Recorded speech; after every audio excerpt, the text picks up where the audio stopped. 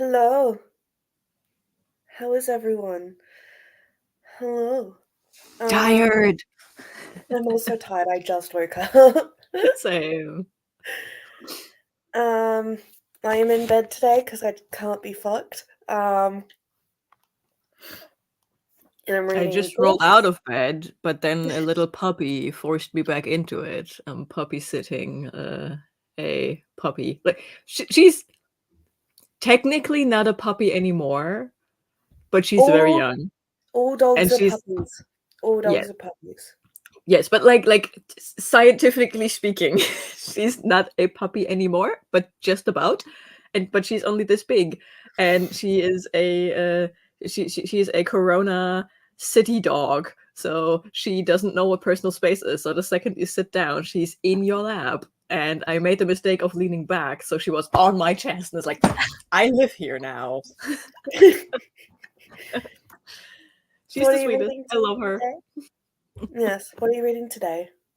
I am hoping to finish the last 88 pages of Little Thieves for Kirsty's Patreon book club pick for this month. And book two is apparently in the run for the next 3 months of this book club. It's free.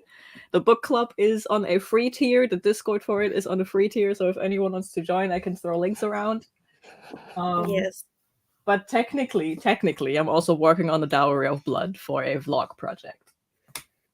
But that is a book. I am 80 pages in. I'm like, no, I have to read this in the dark with like a dark academia vampire boyfriend playlist in the back. Like that's a very moody read. Yeah. But Little Thieves is my favorite book ever, so I'm so glad you're liking it. yeah, again, it's a high 5 stars, high 4 stars for now, and if it sticks the landing, there is potential for a 5 star Yeah. rating. I'm reading this, Castle of the Cursed.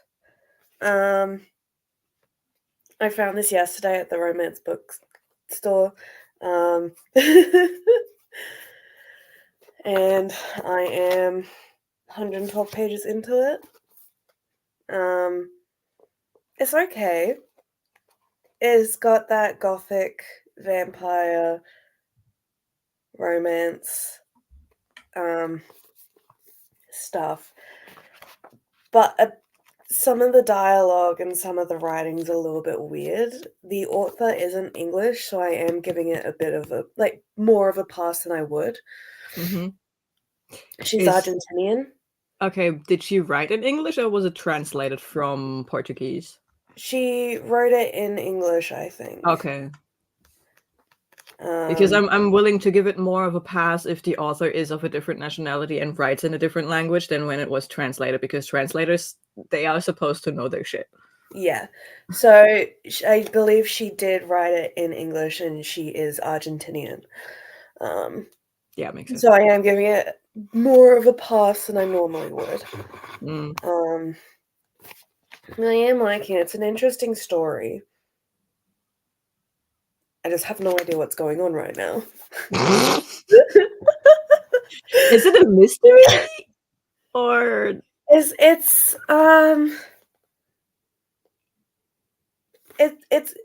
It was marketed as a paranormal romance.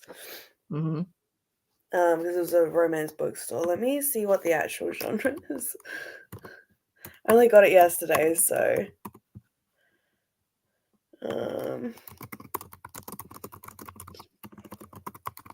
by the way, I'm throwing the link to the stream around. I am listening, I'm just doing the promotional work. yeah, it's paranormal horror. It's a little bit of mystery. It's young adult, so I'm not expecting Okay. fucking. You could have phrased it as mature themes, but no.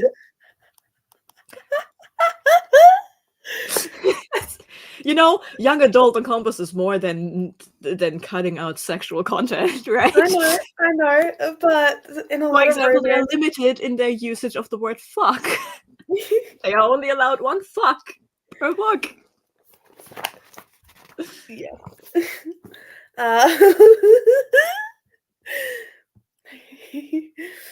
Uh, hello, Francesca. Yeah, we've got a couple people in, which is weird. Yeah.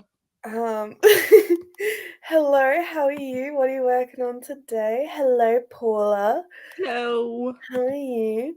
I still need to read Little Thieves. It's really good. It's my It favorite book actually ever. it actually is. Again, I have no idea about the ending, but it's actually a good book. It's so good. It's very solid. My I love the world building. my one pet peeve about it is it doesn't have a map. Yes, but the way the quarters are described and Yeah, when we go somewhere, it is really good. Like I am a very visual thinker. If I read something, I have a picture of it in my brain. I can map out this city, yeah, no, I am but able to see but where everything is on a map, but we don't have a map. yeah, there's one footnote though. I might have an unfair advantage because the city layout is very old German. Yeah. So Well, it's I am very used to this kind of city layout yeah, it's because Germanic that's where I live. inspired. Like I do have to say, all of the old, because it's old German. It's not German. It's old German with Yeah. like fantasy sprinkled in. It kind of throws me. Like the bad guy, his name being Adalbrecht, throws me every time I read that fucking name. Yeah. Fucking Adalbrecht. You and me both. The thing is, I can see the connections in the place names, like the principalities of the empire. Yeah. They exist. Like they have German, modern German equivalents, and all I can see is like one of our really bad political guys as Adalbrecht. They don't look alike, but they talk in a very similar way, and I'm like, oh no, Söder, get out of my book. Yeah. I am so glad that you as a German are liking it because I do know that for some books like the it's like A Court of Thorns and Roses Mhm. and especially Fourth Wing with the Gaelic names as like the author doesn't actually care about the culture that they're taking from. So I'm glad that you, as a Mm. German, really like Little Thieves because that actually means that Margaret Owen did her job and did her research and all that shit. She really did. Like even the I'm th- I love this world building actually because It's so even good. the names that are very similar to something, I don't remember what it was called. It was like Os or Urs, something like that, but it is a kingdom and it is just slightly southeast. I'm like, yes, because it is fucking Austria. It's Österreich. And I'm like, Yeah, it like she literally just took Germany and is like, okay, these are the states of Germany. For everyone who doesn't have an education, Germany is actually like the United States. We have 16 different states and we make one country. yeah, And she is basically like, okay, the principalities of the empire, it's basically Germany and its states. And then like a couple of countries on the outside are like the free states. And I'm like, it makes so much sense the way yeah, she built everything up. It's really good. And also the, the way where she is substituting normal words for fantasy words, which are just old German, it makes sense. It yeah. makes sense, Like and I like it. Funny And I Guys. also like that she wasn't afraid to use umlaute because I know no one knows what the two dots over a letter mean. And I'm like, yes, people get confused. Yes, I'm really glad that you like it. Yeah, I do like it. I do really like it. That was my biggest worry when you said that No, you were it's gonna read it. it just the German because I'm reading this book in English as well, so I'm Yeah, like the German words here and there threw me in the beginning, but now I'm used to them. It's just fucking Adalbrecht. sweet. Fucking Adalbrecht, man. It's like this is a very old traditional name. Like you would find your 90-year-old grandpa maybe having a name like that. That is how old German this name is. No, I can't. It's so cringy. I'm very glad the main characters are Vanya, Giselle, and Emmerich or Conrad. Yes. Those are very tame names. Oh, fucking Albrecht. Irmgard is another one of the names. I read Irmgard and I'm like, oh no, I know people with that name. Fucking hate. I cannot stand Irmgard. She's the worst. But honestly, everyone with the name Irmgard is either the most the sweetest grandma or the worst person you have ever met. It's like people with J names. Thank you. To both of us. Anyway, hello, Jess. No, go back and do it right. Hi. I'm tired, man. It's 19 p.m. That time doesn't exist. It's either 19. Yes. It's 10. it's either 1900 or 7 p.m. It's 10 p.m. Okay, 10 p.m. Okay. Hi, Jess. James have tact. Never. Fuck tact, man. If you can't handle it, it's your problem. Yeah. Trying to finish the Gunslinger for the Dark Tower readathon. Nice. That's the first one, right? Like the first one in the 4 books of the Dark Tower series. I don't know my way around Stephen King. I read 2 pages of The Gunslinger. I read 1 chapter of It, and I'm like, this writing style is not it. And I've never touched Stephen King ever again. I slogged my way through Carrie. I have a couple of his other books that I do want to try. But I do know that Carrie is very different than the rest of his books. I do like a lot of adaptations, though. Especially when I make it a TV show instead of a movie. Which is why I'm very excited for Salem's Lot, because yes. Hey Jonah, guess what? I got in surprise book mail, Apprentice to the Villain. The second you read that, I need your opinion, because this book got worse with every single page. I've heard. But it somehow convinces you that it gets better again at the end. It doesn't. It ends on a fucking cliffhanger. The fucking audacity of this stupid book. No, I only read the first, and I will not spend money on the second. If anyone wants me to suffer through the second book, you have to buy it for me. I will not spend $10 on that. Yeah, I have heard that is a criticism of Assistant to the Villain. It's like she's taken her TikToks and put them into book format. Yes, I can exactly tell you what the issue with this book is. It is 340 pages, right? Yeah. Of these 340 pages, in every chapter you find like 1 tiny paragraph about the length of your average TikTok that is actually funny. That is legitimately funny. And then you have anime filler episodes until you hit the next TikTok paragraph.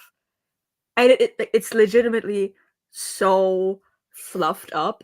Like, this book could have been 250 pages and it would still be too long, because she just took her TikToks, made a timeline with them, and then filled the void between them. Yeah. And she did it badly. That is one criticism I've heard about those books. Yeah. And apparently there's supposed to be a third one.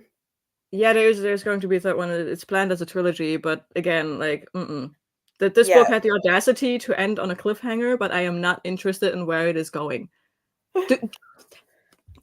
If anyone wants to read this and is afraid of spoilers, shut your ears for a hot second, because I'm going to spill the tea on the villain and his origin story, which happens in the last third of the book. You have 5 seconds. The villain's big, evil, traumatic backstory is that the king locked him up in a room in the dark for a month.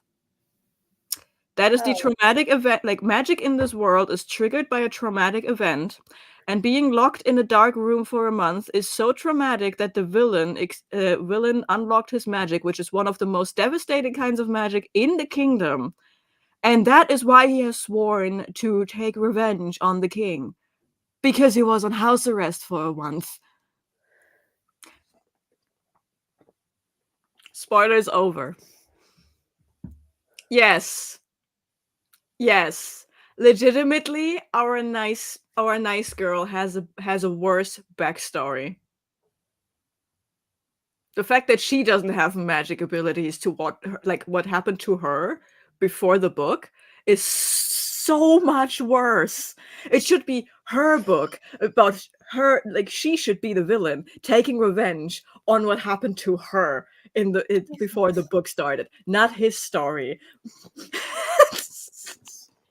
It is so bad. I read that and I was like, I cannot take this guy serious now. It's like when in Paranormal Activity 3 they named the demon Toby. He lost every kind of scariness to him because someone with the name Toby isn't scary. They are an orange lollipop from Naruto. When you said Toby, I immediately thought of him.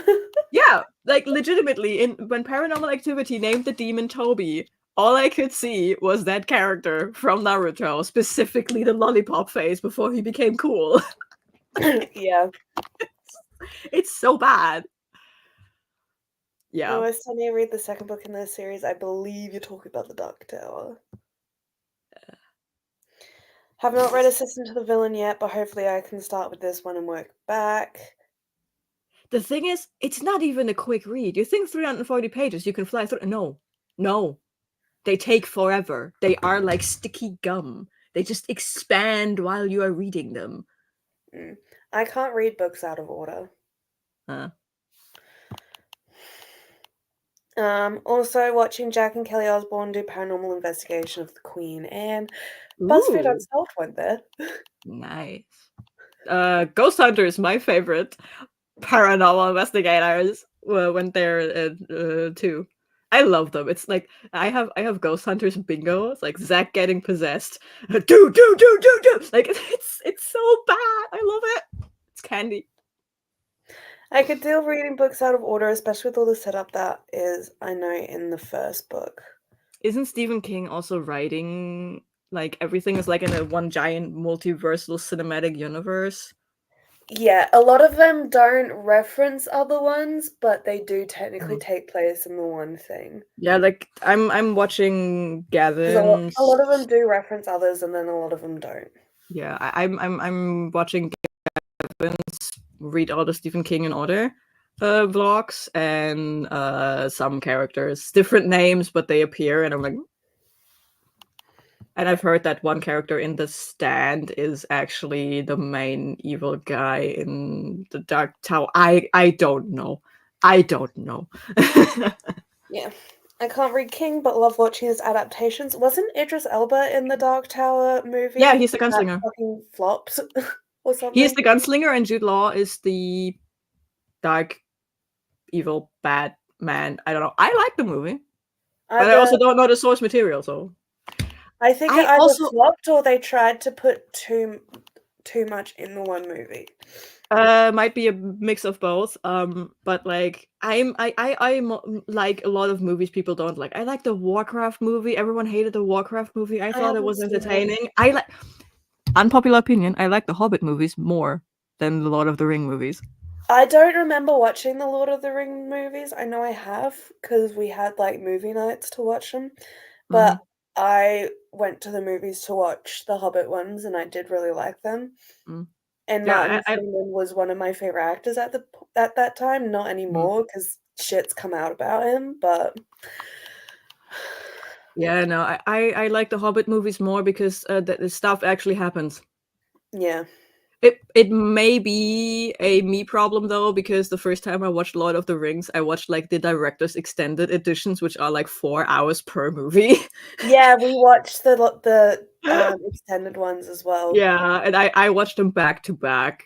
Like I watched the first one on one day, and then I was like so bored that I said, okay, I'm going to sit down and watch the other two in a row to get it done with. Yeah, we I watched am that so over a bored by period. Lord of the Rings. Like, I appreciate all the work that went into it, like the whole ecosystem around the movie. I appreciate that. But the movies themselves are just kind of boring. And The Hobbit doesn't have that problem because The Hobbit actually put things together and they cut out the we actually walked all the way to Mordor. Yeah. Live action, real travel time. Like, no, we go to the forest. Oh, look, someone made a cut. We're in the forest now. Thank you. Yeah. Also, Lee Pace. What? Also, Lee Pace. True. Thranduil can have, yes, he put his whole Elfosi in that. And yes.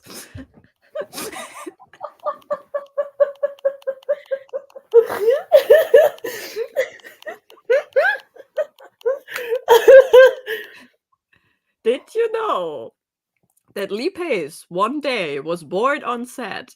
So he went to the workshops and he actually forged, made out of metal, some of the swords for the dwarves. Yeah, Lee Pace is fucking insane. That man is fucking amazing, man. And he He's was so great. accidentally outed by Ian McKellen. Yeah. I need to Dude, watch Pushing Daisies. that's Pushing Daisies is hilarious, especially because he is so tall. Like he is so tall. But he plays like this dork. You usually see like the smallest in the friend group, and he is so tall.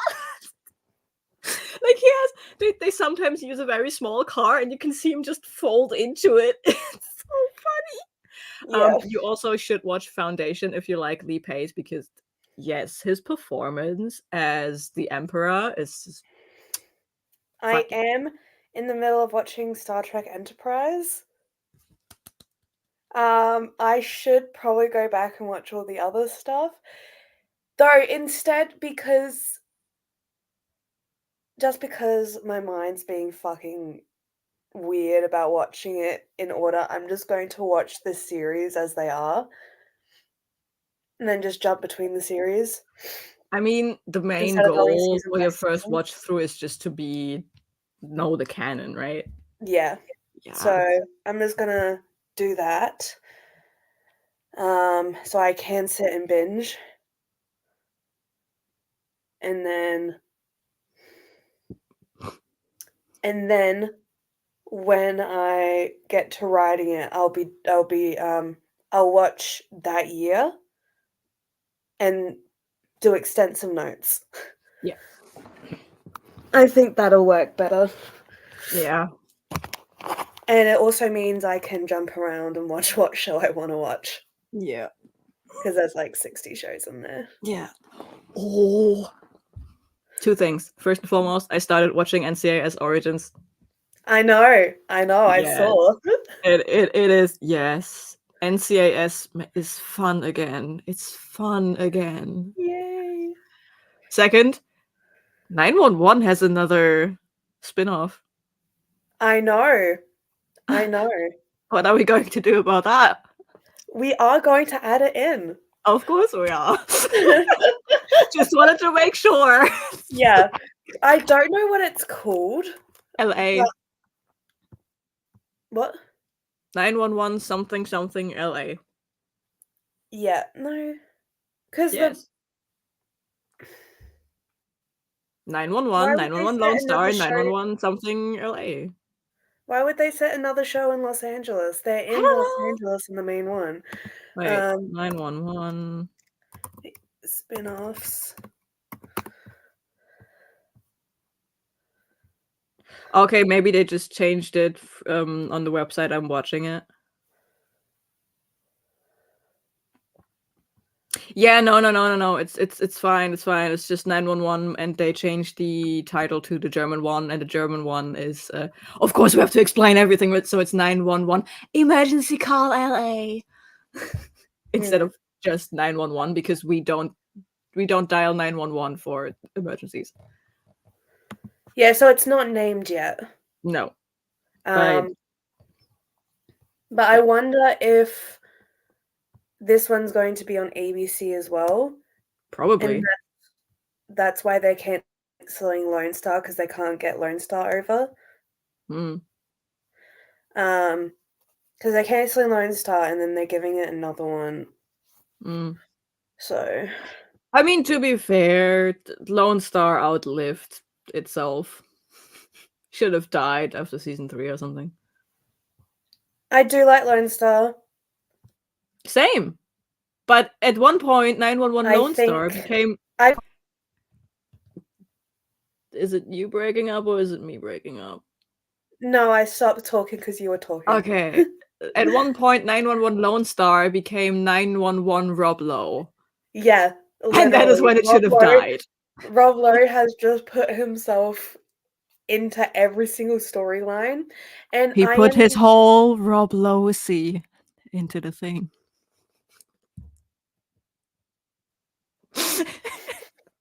Did you hear that? Yeah. Okay. I Might be did. that- So it's supposed to air next autumn. And they can't name the city yet, but they're excited for it. Mm. Yeah, I did get the hype for Assistant to the Villain. I read it, was bought for 99% of it with the title of Assistant to the Villain. I expect at least some actual villainy. I do believe that the reason it became so popular was because she is a popular TikTok star. Yeah, and it was marketed via TikTok. Like all of the marketing was TikTok. And it was like the first big TikTok book, not in as a book hyped by TikTok, but a book coming out of something that was hyped by TikTok. There is, I believe, there is one book from a TikTok star that I am excited for, because I actually only found Nicole after this book came out. Mhm. And that's the Hell's Bells series, because she's writing an origin story and how it all came out and stuff. Mhm. And it's not like, I don't think it's going to be like her TikToks, because she hasn't actually done, like, she's explained the origin, but it's not like in her sketches and stuff. Mm. Yeah. But yeah, the villain was actually pretty nice. Yeah, I've heard that's another thing. Yeah, like they always this book, when it comes to the villainy, it does the tell don't show.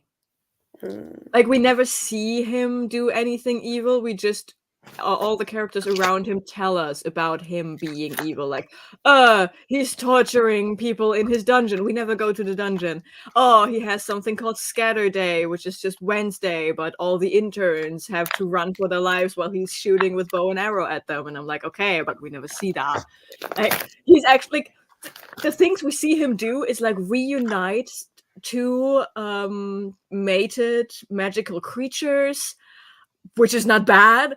And he does that, like, yes, he does that to spite the king, but it's like the king has one of them imprisoned, so the villain catches the other mate to make the already imprisoned mate so angry that she finally breaks out. And then when they are together in his dungeon, he's like actually removing the wall that separates them so they can be together and shit. And I'm just sitting here, dude, you're not even morally gray. You are like the knight in shining armor, bitch. Yeah. Stop it. Stop being nice to people. You're supposed to be the bad guy. Yeah. Also, the reveal who the actual we are looking for a spy throughout the whole book. Technically, the reveal of who that spy is, cheap cop out with very weak execution of making it all make sense. There was someone there that would have made so much more sense, and they didn't go for it. Probably, I can see where the storyline of the specific character is going to go in book 2 and 3. Which also, if I can spot that after page 20, you're doing something wrong. But no.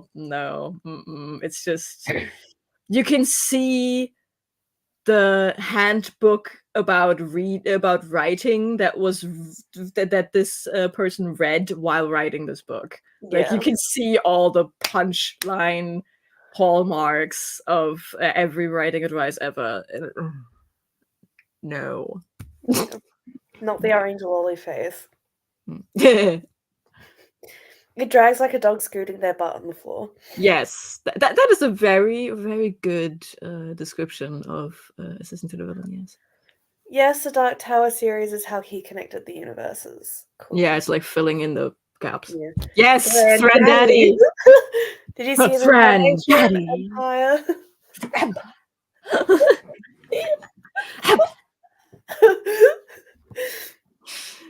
I love Yeah. Pushing Daisies. They shouldn't have cancelled that show. They should not. It was so good.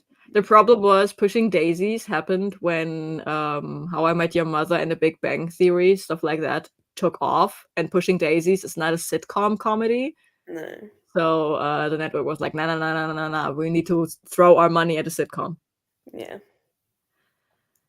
I've been catching up on Critical Role and doing my yearly rewatch of Gilmore Girls. I still have only seen Campaign 1, and I need to do a rewatch so that I can watch the new season of Vox Machina.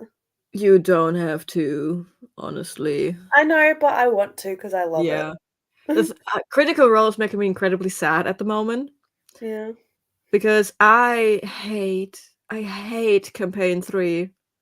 Yeah. I somehow made it to episode 40, but I'm not clicking with any of the characters. I'm only clicking with Liam O'Brien's character because I'm very in tune with Liam O'Brien. Everything this man does, I'm like, yes.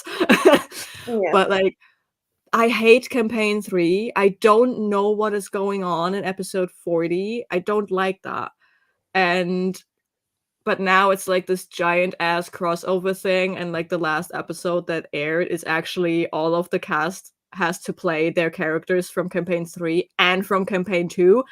And I fucking love Campaign 2 with every fiber of my being. So I see these clips on TikTok and I see all of these old characters come back, and I'm like, I can't watch this. Because I have no idea what is going on, even if I watch all of the episodes until then, even if I read all the recaps, because I don't care for the characters, for the NPCs they are meeting, for what the fuck is going on in the background. I do not care. I was heartbroken when they had like the Solstice live show special with the Mighty Nine again, because I was told you have to watch Campaign 3 up until that point to understand what's going on. And I'm like, cool, my favorite characters come back and I can't enjoy it because of the fucking circumstances. Yeah. And I hate that so much. I want to enjoy it, but I can't. So Critical Role is making me very sad right now. Yeah. That happens in every show Rob Lowe is in, TBH. Yeah, there is one Rob Lowe show that's in this. Yes, it's Code Black, but Code Black is an ensemble show, and he comes in season 2 and not in season 1. So characters are already established, and it is a show with very strong actors surrounding him, so he has no chance to hog the spotlight. Oh, and no.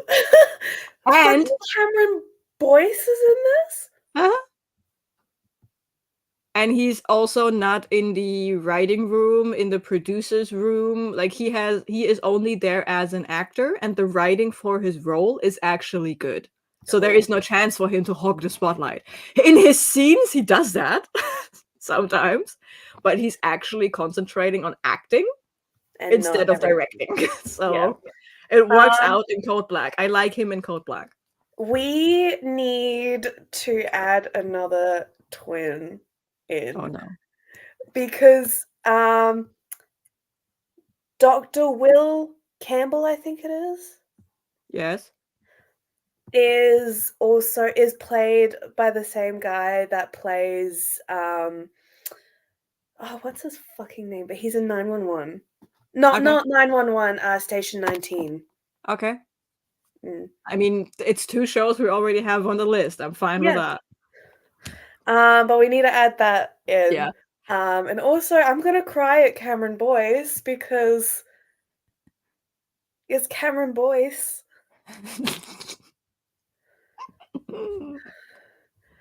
But I do think I've actually seen an episode of Code Black before. Yeah. I was I going like through Code looking. Black. I was going through a couple years ago, just trying to find new medical shows, and I believe I watched an episode of Code Black. I was like, but I will try it for this. Actually, like if you like Emergency Room, and I know you do, Code Black is like Emergency Room but on speed. Okay, It's sounds less amazing. shooting inside of the emergency room, but more action behind the actual emergencies. And that is and Code Black is actually based on a documentary made by a doctor who works in emergency rooms. He filmed that. He made a documentary about the abysmal state of community hospital emergency rooms, which are like the front line. So many people need them, but they are chronically underfunded and understaffed. And he made a Yeah, documentary about that, and that was turned into Code Black, and it shows. yeah. I'm trying to figure out what his name was in Station 19. While you do that, I found out the next spin-off Robert on Sullivan. the next spin-off for 911 will be for the ABC network. Sweet. So that's probably one of the reasons Lone Star was cancelled. Yeah. Because Fox doesn't want to keep going with it, but they also don't want to give the rights over, so Yeah. sucks Hey, to suck. Keith, I gotta go. My mum just texted saying she's on her way over. Happy spending. Oh, goodbye. Okay. Bye. Bye. I got the ship running isn't the Queen Anne, it's the Queen Mary in the US. I find shows like this entertaining. Had to pause for a hot second, so I'm catching up. That's fine. I did think of the Queen Mary when you said Queen Anne, because I know in the US. I know both of those ships are haunted, so Yeah. But I know that because the Ghoul Boys, Shane and Ryan from BuzzFeed Unsolved, they went to the Queen Mary. Mm. And that's actually the ship that got Ryan to believe in the supernatural. The only thing I always mix up is which one of those has their giant turbine thingy. Yeah. One of them has that in the pool, and it is so big. Like there is like a glass covering in it, and it's just in the water, and you can see how big these things actually are. And it's like a lot of people get megalophobia from that, which is giant structures underwater. Like it was megalomechanicophobia, something like that. The complicated Greek words. It did take me forever to get into campaign 3. See, everyone says after it's getting better after episode 30. I'm in episode 40 and I still don't like it. Also, they're fucking 3 to 4 hour long episodes. Yeah. That's a fucking while to get to. Yeah, and the thing is, everyone's like, "Oh, just read the recaps." I'm like, I would love to read the recaps. The problem is there is a glossary that is missing. Like when Danny writes the recaps, she is throwing all these place names, item names, whatnot names at you, and you just don't know who these people are or who these places are. So I have no frame for reference what is happening. Also, when you said Toby read the Paranormal Activity, the only person I thought of was Birdkeeper Toby. He's not scary at all. I mean, you do you, I guess. Brain's got a brain. Also, Ghost Adventures is funny. I watch it every week, and I swear it just gets more and more dramatic. I don't watch it every week because I have to watch it in a legal gray zone. But I like every month I just sit down for like a weekend and I binge watch like 10, 15 episodes, and it is so ridiculous. I can only recommend making yourself a bingo board for them and have like famous phrases and stuff that happens in almost every episode. Like Native American burial ground is the reason for the haunting. A darker entity than a ghost, possibly a demon. Aaron or Zach going, dude. A random temperature drop, because of course. Zach getting possessed. Jay getting energy drained. someone performing a ritual. Aaron getting locked in a room all on his own. You can make a bingo board. I have a 5x5 bingo board for this shit. I used to watch BuzzFeed Unsolved every time it came out, but when they moved to their own one and made Ghost Files, it just got overproduced, and I can't watch it anymore. I watched a couple of episodes of them doing it, and I was like, nah, this is not the vibe I want in my ghost hunting show. I want them to take it serious. Oh no, And then inherently make it unserious by how serious they take it. Like, I started my ghost hunting show experience with Taps, like the original ghost hunters. They are plumbers that on the job, while they are doing plumbing, get called, hey, there is a ghost in my house. And they're like, we have to investigate this. These people are in danger. Like, I need my ghost hunting shows to take themselves so seriously that it is funny. I'm going to finish, because I'm like 3 episodes away from the season finale of season 1 of Enterprise. So I'm going to finish that, and then I'm probably going to watch what's that one? I don't have the thing open. Boop. Buffy, Emergency Room, Stargate. No. There's the house one. The house one? They find houses. Oh, Surreal Estate. Surreal Estate. Surreal Estate. Yes. It's very Surreal Estate is very spooky season. It's like a fun spooky season to watch. It has a bit of horror here, some paranormal there, a lot of humor around it. Surreal Estate is what Assistant to the Villain could have been. Yes. With good writing. Yeah, there's only two seasons, 20 episodes. So. The third one is currently being produced, but they had to pause because of the strikes, and the fate of the show was in the balance for a very long time, and it made me very anxious. But it's definitely coming now? Yeah. Cool. They confirmed season 3, and they then had to wait a bit for the strikes to pass over before they started production, but it is in production as we speak. Sweet. We need, I forget this one's name, but it's Isaac's twin. Yes. Guy. Tim Rozon, in this case, he plays, I forgot his first name, Roman. Yeah. He's the guy who runs the agency and can hear ghosts. Yeah.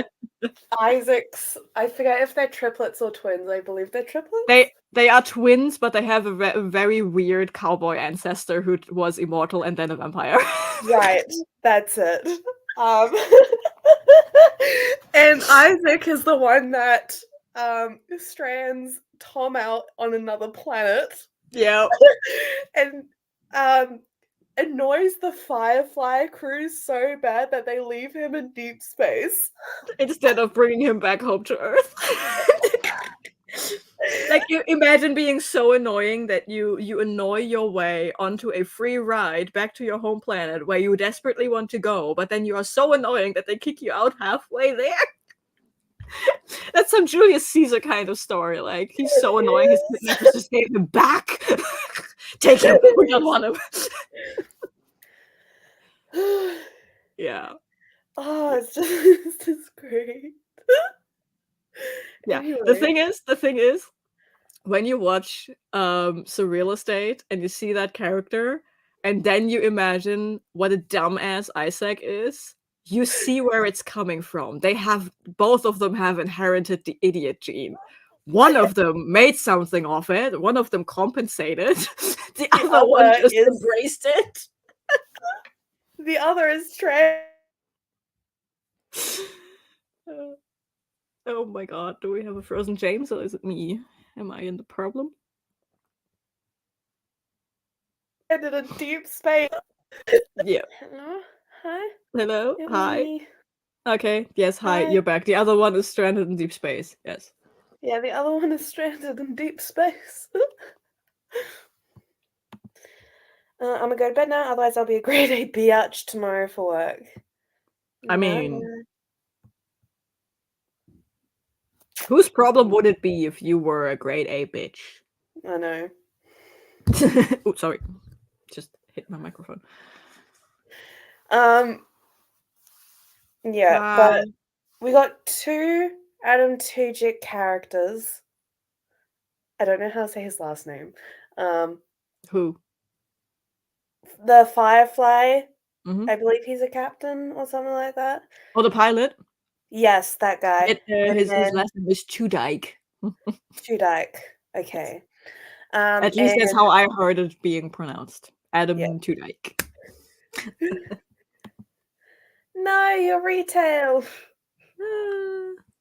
I say do it. I mean, they are grade A bitches to you all the Yeah. time, right? And then Resident Alien, where so my When did we add Resident Alien? I added Resident Alien. When did you add Resident Alien? And It was a why? while ago. What?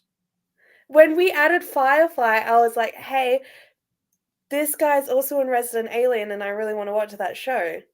Oh. So Resident Alien's in there. Okay. Might as well.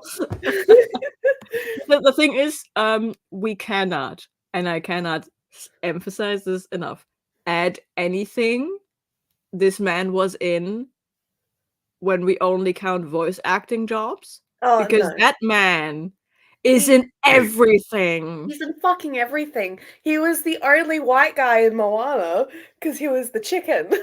Yeah, he was hey on best performance of his life. Okay, that chicken. Absolutely. That chicken is a whole ass mood board. He is. Yeah, but we're not adding any more shows. The only ones we're adding is if shows we already have get new spin-offs. Yes. Like, no, We're not even going with the 2 twins minimum connection. No, we have too No. many. It has to be in an Because existing universe. you know what I could add if we did that still? The Orville. And I watched the Orville and it's so good. If we still did that, I would force you to watch every Western under the sun because I can connect Hell on Wheels, Deadwood, and Justified. Yeah. So we have the max amount of shows we have. Yes. Only spin-offs and prequels are allowed. Yes. Anyway, back to Alan Tudyk. Yes. Tudyk. Here's the guy that he actually, like, episode 1, 5 minutes in, he gets killed and replaced by an alien that can shapeshift. So one of the twins was abducted when they were children.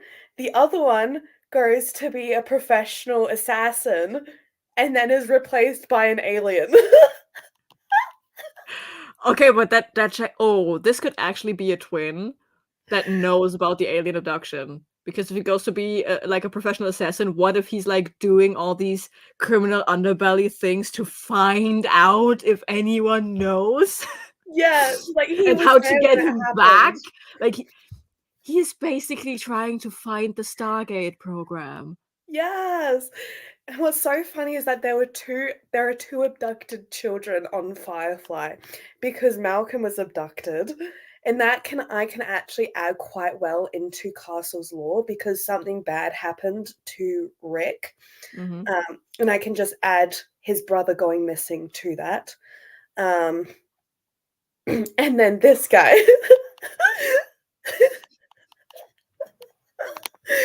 Fucking gold. Oh my god! The story potential, because like the guy in Resident Alien before he was killed and replaced by a shapeshifting alien, he essentially was in our canon, essentially was trying to find the Stargate Center so he could find his twin brother, right? Yeah. What if the Stargate Center is then on the trail of that shapeshifting alien? which then takes on his human persona to dodge the Stargate Center. So he goes from chasing it to running from it.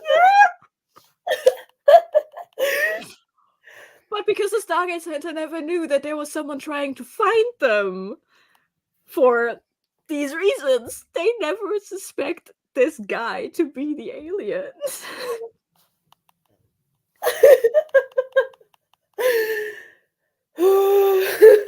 Fucking gold, man. It's great.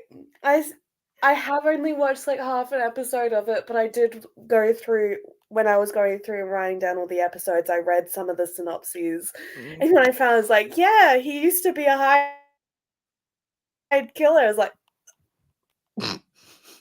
what? See, I only see clips on TikTok and every Yeah. now and then, and it's like this alien being in an inherently human situation and be like, oh shit. Well, that audio that went viral a couple months ago is like, how did you get in? The door was unlocked. Son of a bitch! That came from Resident Alien. Ah. Nice. Yeah. Anyway, we should sprint. Probably. Maybe. Possibly. That's why we're here. I'm here for the good time, man. Here for a good time, not a long time, you know. Well, in our case, it may be both. Might be both. Maybe both.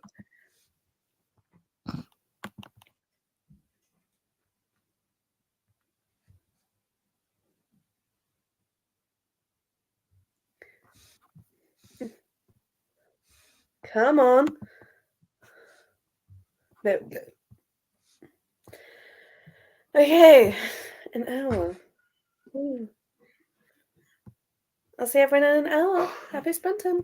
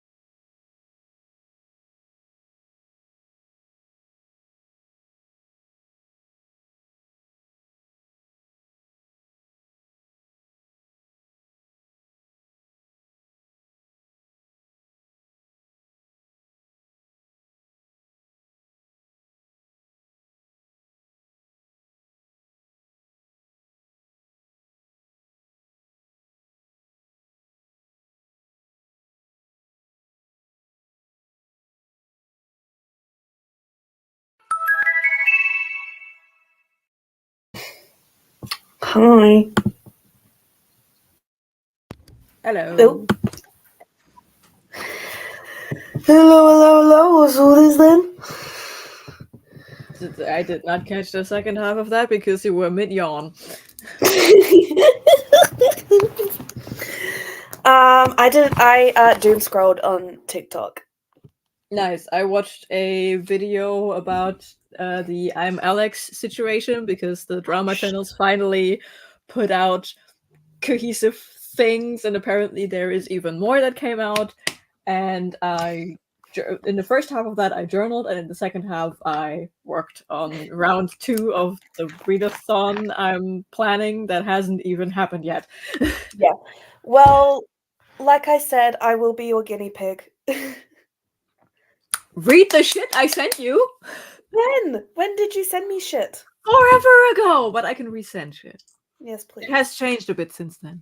I've proofread it. I'm on version 3 since yesterday because I discovered in planning round 2, I discovered a major flaw with round 1.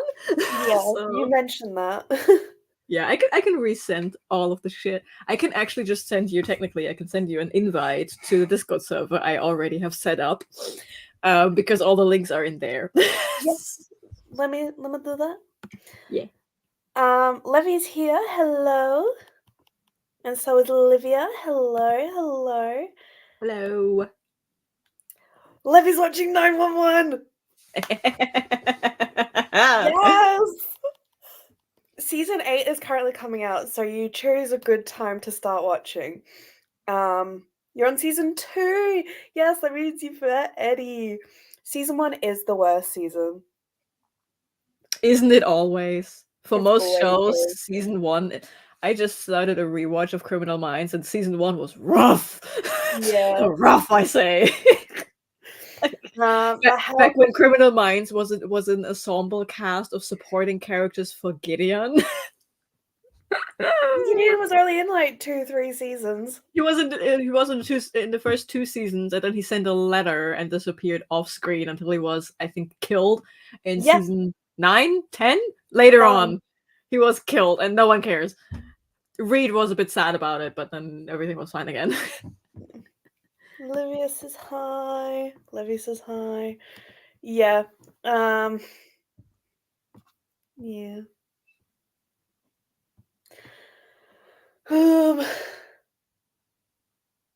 Yeah, but send me a link to your Discord. I already did. I sent you an invite on Discord. Okay, well, I'm here. 2 members. I am one of them. Sprinto is the other one. Why are we here now? I mean, to be fair, I set this up in September because I had the hyper-focus thing, so I did everything. I did the Discord, I did the G Drive, I did an Instagram account, I did all of the rules for round 1. Rules. There's also lore in there. It's 18 pages long. Yeah, code of conduct. Yet I themed the shit out of everything. Recruitment center, code of conduct, marching orders, the general's office orientation, the war room frontline, mess hall, the unsanctioned card game table, supply train, the armory. I themed the shit out of everything. And also, because I know not everyone is familiar with the terms of military stuff, I actually, if you go on a channel and you look up at the description, there is in brackets what the channel is actually supposed to be. Like, the general's office is all of the links, the unsanctioned card game table is the social media stuff where you can post social media things. Like, everything has... My laptop's almost dead. Everything in this thing is themed, but also it has a purpose. I went all in on this shit. Yeah, in the general's office, go to the G Drive, and there you find everything. Yeah. I can see it, like the general's office. All the important bits and pieces can be found here. Yeah. I'm reading Mystery, The 7 Deaths of Evelyn Hardcastle. I have that. I've heard people say this is the discount version of Seven Husbands of Emily Hugo. I haven't read this one yet. I've I haven't read read Seven either. Husbands. I've read Seven Husbands, but I know Mm. in the US they made Stuart Turton, the author, changed the title to 7.5 Deaths so that it wouldn't be too close to Seven Husbands. I mean, they were also published around the same time, weren't they? Yeah. Or I mean, I think it's coming up. Season 2. Season 2, okay. Also, I'm angry at Abby. I fucking hate Abby. Everyone fucking hates Abby. Okay. So when I eventually watch it and I hear the name Abby, I'm just immediately going to hate her. Yes. We're hating Abby. Okay, cool. We hate Abby. She's only in season 1. Okay, good. And season 1's only 10 episodes long. Hmm. I have it on my TBR. Yeah, I have it somewhere. You have every book somewhere. They James. are currently, I don't know. But they're like, I can't placed- that you actually went through and turned all your books around. what do you mean? What? I can't that you actually followed through with the I turn all the books around I haven't read yet. I mean, Yeah. it makes sense. You have to earn the spine. That's the strategy I'm following. But Yeah. like, if you compare my bookshelves with your bookshelves, someone is reading their books and the other one is just buying them. I'm planning because okay, yesterday I got the actual big versions of Throne of Glass series, Mm-hmm. instead of just the teeny tiny character ones. Mm-hmm. I'm planning next week. I'm doing because I have lost my second job, so I'm back to 3 days off now. Mm-hmm. I'm doing a 24-hour readathon. Nice. Yeah. Yeah. Also, I'm not going to America anymore, so don't No. fucking at me with the essays. What did I say? Yeah. Do the one episode, one chapter thing. It actually works. Yeah, I'm gonna do that because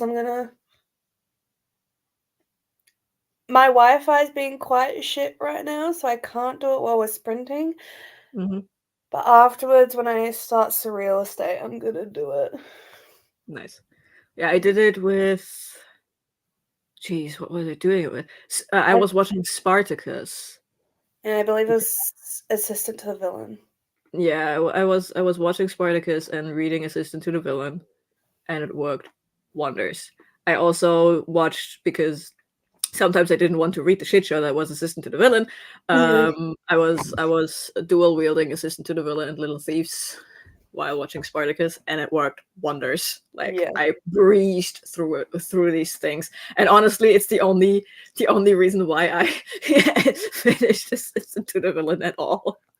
It would have just sat there festering like something rotting in the corner. I don't know. Yeah. Yes, 24-hour readathon. It will not be live streamed. I'm going to do a video of it. It's going to be over 3 days, so 8 hours a day. Nice. Yeah. So read for 24 hours, not 24. Yes. It's a strategy. James came up with it, but he never. And then I did not fucking use it. Because for our little fan fiction project, mega project, we have to watch so much. But we also want to read books. Yeah. And if you look James's situation, there are a lot of books that need to be read. James was like, hey, I am going to the initial thought was I'm going to watch a full season and then read a full book. That was the initial thought. Yeah. And then you were like, no, that's too much. I'm going to watch an episode and read a chapter, watch an episode, read a chapter. You never started that, but I was lacking focus. So I was like, hey, I have this show I really want to watch, but I also have this book I really want to read. So why not do it? So I started watching an episode of Spartacus. After 45 minutes, I then stopped watching Spartacus, picked up my book for a chapter, when I was done with that, put the book back down, watched another episode. So you basically earn the right to read a chapter, and you earn the right to watch another episode by Yeah. doing the opposite. And it actually, if you have a show that you're really invested in, it gets you through a book. I Yeah. wanted that season 2 season finale, those last 3 episodes of season 2 of Spartacus, I was like, I need to watch it. I breezed through those chapters. Yeah. It does work. It's a really good strategy. Yes, yes, yes. Especially if you're reading a book you're not really sure about, like a mediocre book that is, or the middle part of a book that is sloggy, it really helps. It's Yeah. like sprints, but better. Yeah. I should try the strategy. I have so many TV series that I want to catch up. Yeah. Because of my procrastination, I have not actually done this myself. I think I did it for a couple episodes, and I was like, yeah, and then my power went out, Yeah. and then I couldn't do that, Yeah. and then again, executive dysfunction. Mm. But I'm Yeah, gonna but start it after this, Yeah. because I recommend doing it when you have like nothing else to do in a day. Yeah. Because then you can actually go into the flow. Like I had a single day where I was like in it with reading a chapter, watching an episode, reading a chapter, watching an episode. It was really good. Yeah.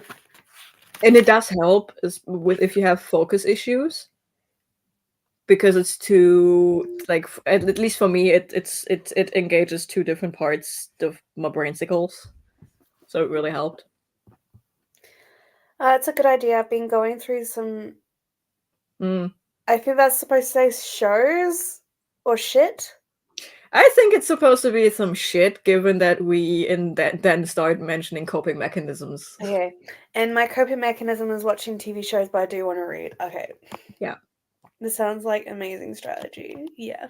Yeah, I personally did it a couple of times, and it's you get the dopamine from finishing a chapter, you get the serotonin from just watching a TV show you're interested in, and by the end of the day, if you do it for like a whole day, you have like double dopamine from like, hey, I made progress in the show, and hey, I made progress in the book. Yeah. It's really good. Really good. Yeah. And I can't do it with Grandmaster of Demonic Cultivation series. They're like 3 long ass chapters. Here's the thing though. It does help with long chapters, because you are not suffering for nothing. Yeah. Like you get through this long chapter and then you get like a 45, 50, 60 minute break after that. Or if you're so inclined, just 1 chapter, 1 movie. Yeah. No one's stopping you from adjusting. Like if I were to watch a cartoon with like only 20-minute episodes, I would definitely go like for chapters in a comic manga or something, like something where I know the chapters are really short. Yeah. Just because I know, okay, reading 2 pages of this book doesn't warrant me having a 45-minute break, and vice versa. It doesn't like. I like to make it somewhat even. If it's a short chapter, I like to watch something short. Yeah. But no pressure. There are no rules to this. James No. just came up with it, and I just did it, and it just happened to work. Yeah.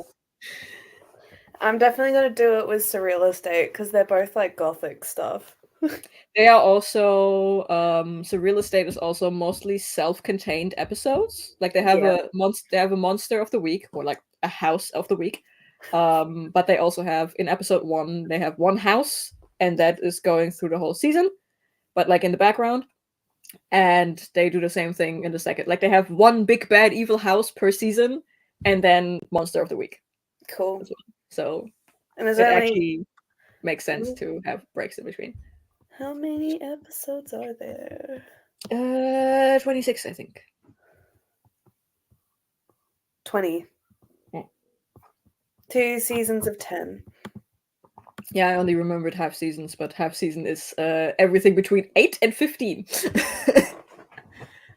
Oh. Yeah. Yeah. I do hope NCIS Sydney's season 2 has more than 8 episodes. If I remember correctly, it it's supposed to do. I think it has. Also, the longest show on here is NCIS. Yeah, like 20 plus seasons. Yeah, but even Grey's Anatomy doesn't. I know. We are in season 21. Have you seen my messages about the most recent Grey's Anatomy? They only amputated half her butt. Yes. And Like- Warren's back because Station 19's over. But He's- like I said, I'm not watching Grey's Anatomy as it's coming out because yeah. I'm No. behind on that. Yeah, I'm watching it as it comes out because I have been doing that since I think season 11 or something. So when there's a new episode, I'm just watching it. Same goes for like all the shows that are coming out now. I just watch them now because that I am not bound to the chronological order of things. Neither anymore. Yeah. Though I did in Boop, I put down how many seasons are in each year. Uh-huh. In 2015 to 2016, there's 22 seasons. Yeah, this is when the the one. long shows from like the early 2000s are still going and all of the new shit starts. Yes, that's what it is. Yeah, so I love the I'm just fact gonna when watch when I whatever I'm just gonna watch whatever show I want, and then when Yeah. I'm up to writing, when I've watched all of them and I'm Yeah. up to writing, I'm just gonna watch all of that year's seasons. I just love stuff like Supernatural and NCIS on that list because they are so long. So you have like this started here, and then you have like a full show and its spin-off, and the other show is still going. Yes.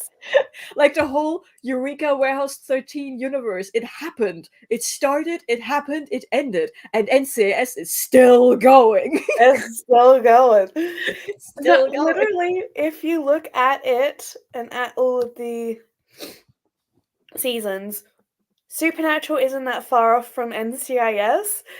And Supernatural has 15 seasons, and it is completely bracketed by NCIS. Like NCIS just eating it.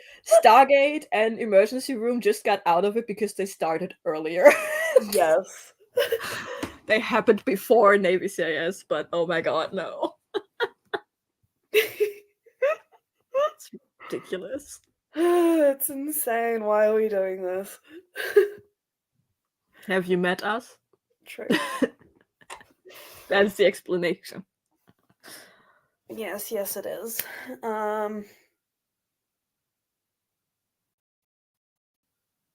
Yeah, because I don't think Surreal Estate's on anything, so I'm gonna have to put on my VPN if I want to watch that. So, Yeah, no, it's a sci-fi original, so you have to. and that's gonna fuck with the stream's Wi-Fi, so I'm not gonna do that. Yeah, This no. time. I'm still surprised Buffy isn't on anything.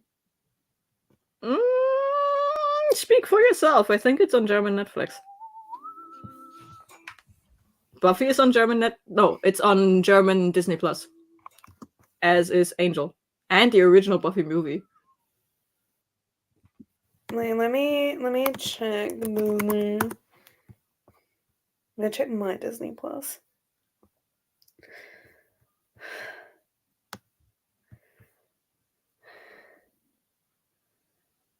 Come on, load.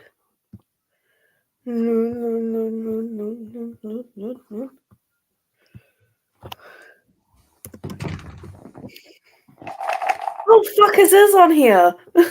See? Is Angel on here? It Probably. is. I It's guess the I just same. forgot to check Disney. Oh. Because I've been using streaming services for Buffy. It's like, Now you okay, know. now that's easier for me to get into. Oh. Apparently, I'm partway through season 4. I highly doubt that because you were just excited about cannibalistic hyena possessions and no. Buffy You know, being drunk, I think.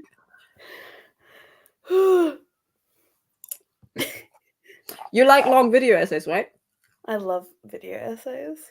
Oh, Sarah Z has made one about Buffy. It's hilarious. It's amazing.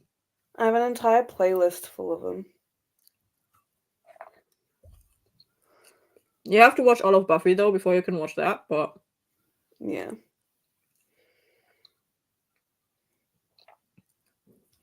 But remember that you also have to watch everything on this list Yeah. as well.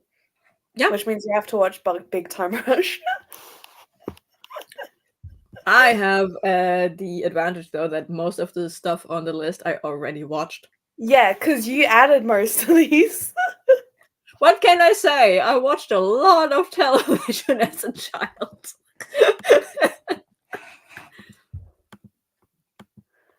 Yeah, have either of us watched the Chicago series? I have watched all of Chicago Med. Well, no, Okay. not all of it. I have watched 5 seasons of Chicago Fire, 2 episodes of Chicago PD, 1 episode of Chicago Justice, and I think 6 seasons of Chicago Med.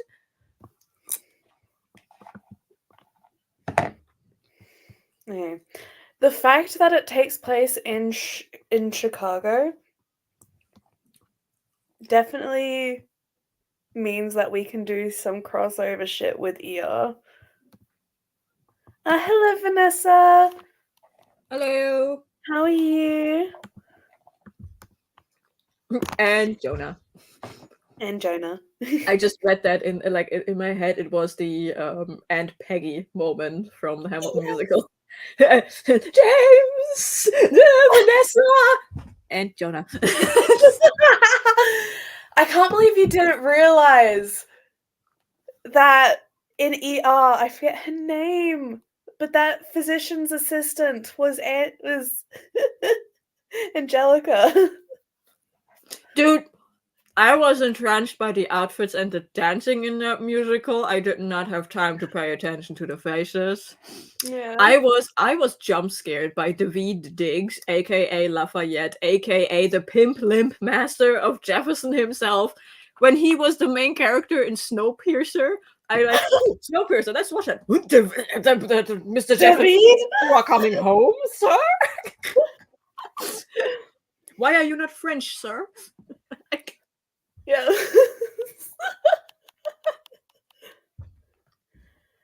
Yeah.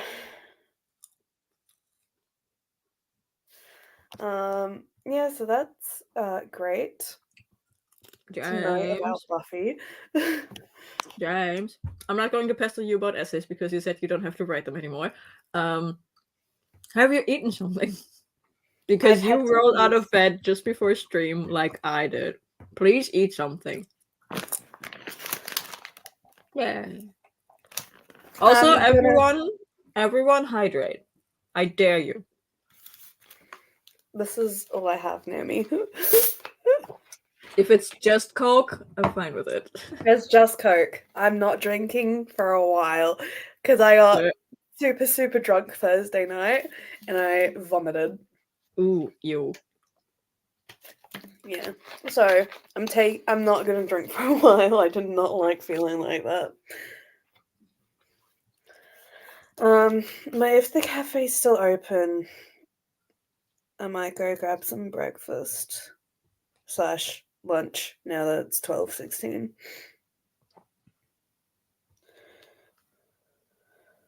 Yeah, you disappeared. Yes, it's still open. That's great. So,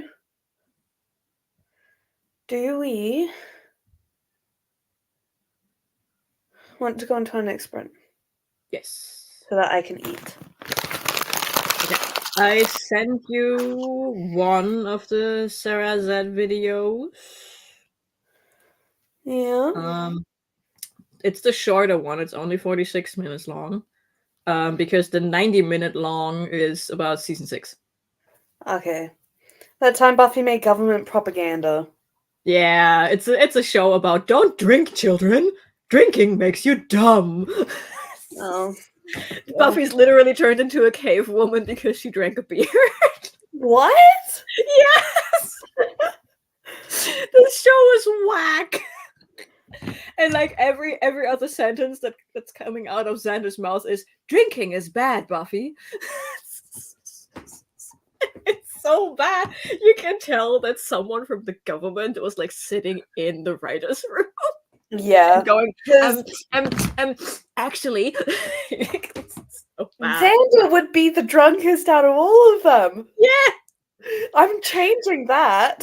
Because I think Willow would be the one that would be saying that, Willow is not the Bob. Xander. Willow is the Bob. Which is the babysitter for the drunk people. Yeah. Or if someone gets her to take one drink, not just a sip, not just a shot, like something like, hey, drink something. She's like, nah, I never felt with, like, I would never vibe with alcohol. It's like, yeah, have a tropical, fruity long drink. And then she's sipping at that thing. She is A, hella hammered after just that one long drink. And second, she's a messy drunk. She's the messiest of all of them. I can see her do the Coyote Ugly striptease dance on the bar. Yeah, isn't Willow a lesbian? Doesn't she end up with a woman? Yeah, later on, yeah. Yeah, because I saw all of that, and then when I started the show and she had a crush on Xander, it's like... I would actually argue, like, the internet calls her a lesbian. She herself also identifies as a lesbian in the show, I believe. But the bisexual vibes are very strong with her because she has a crush on Xander. She is dating a guy, and then she meets Tara and has her sexual awakening. Yeah, it could be. The storyline is very Kelly from Grey's Anatomy, that she just realizes, oh, I also like women. But yeah, I'm not going to discredit her sexuality if she declares herself as being a lesbian. I just don't remember if she ever said that out loud. It could just be obligated heterosexuality. Yeah. It's like she thinks this is what she wants. Yeah. Like, I know Tara openly identifies as lesbian, period. Like, Tara from the get-go, she shows up and is like, I'm into girls, period. Don't like the dick.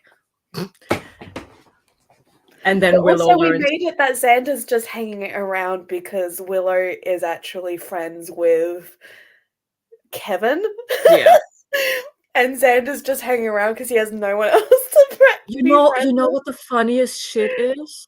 What? The actor who plays Xander, aka Kevin, yeah, is an identical twin himself. He is? He is! He has an identical twin brother. I need to know this. I need to see this. What? I like a couple of weeks ago I found that out. He has an identical twin brother.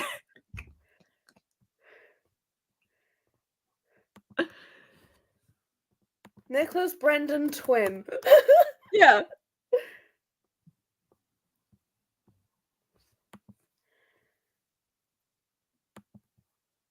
What?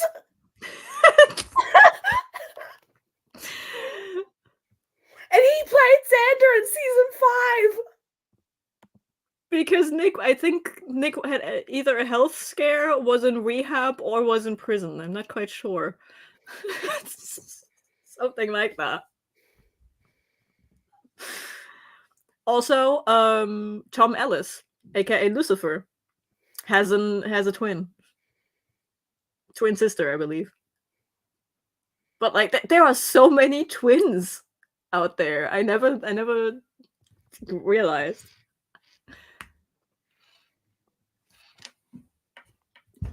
I just broke James. You did. So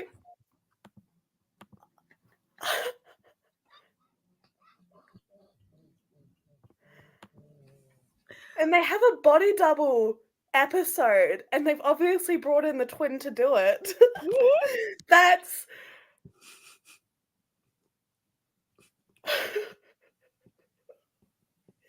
You are welcome for this knowledge. I didn't know that.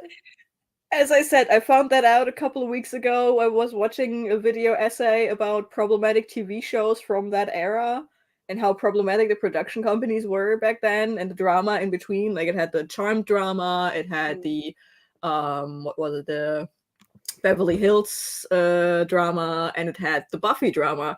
And at the core of the Buffy drama is Joss Whedon on the one hand, and on the other hand, it's Nick.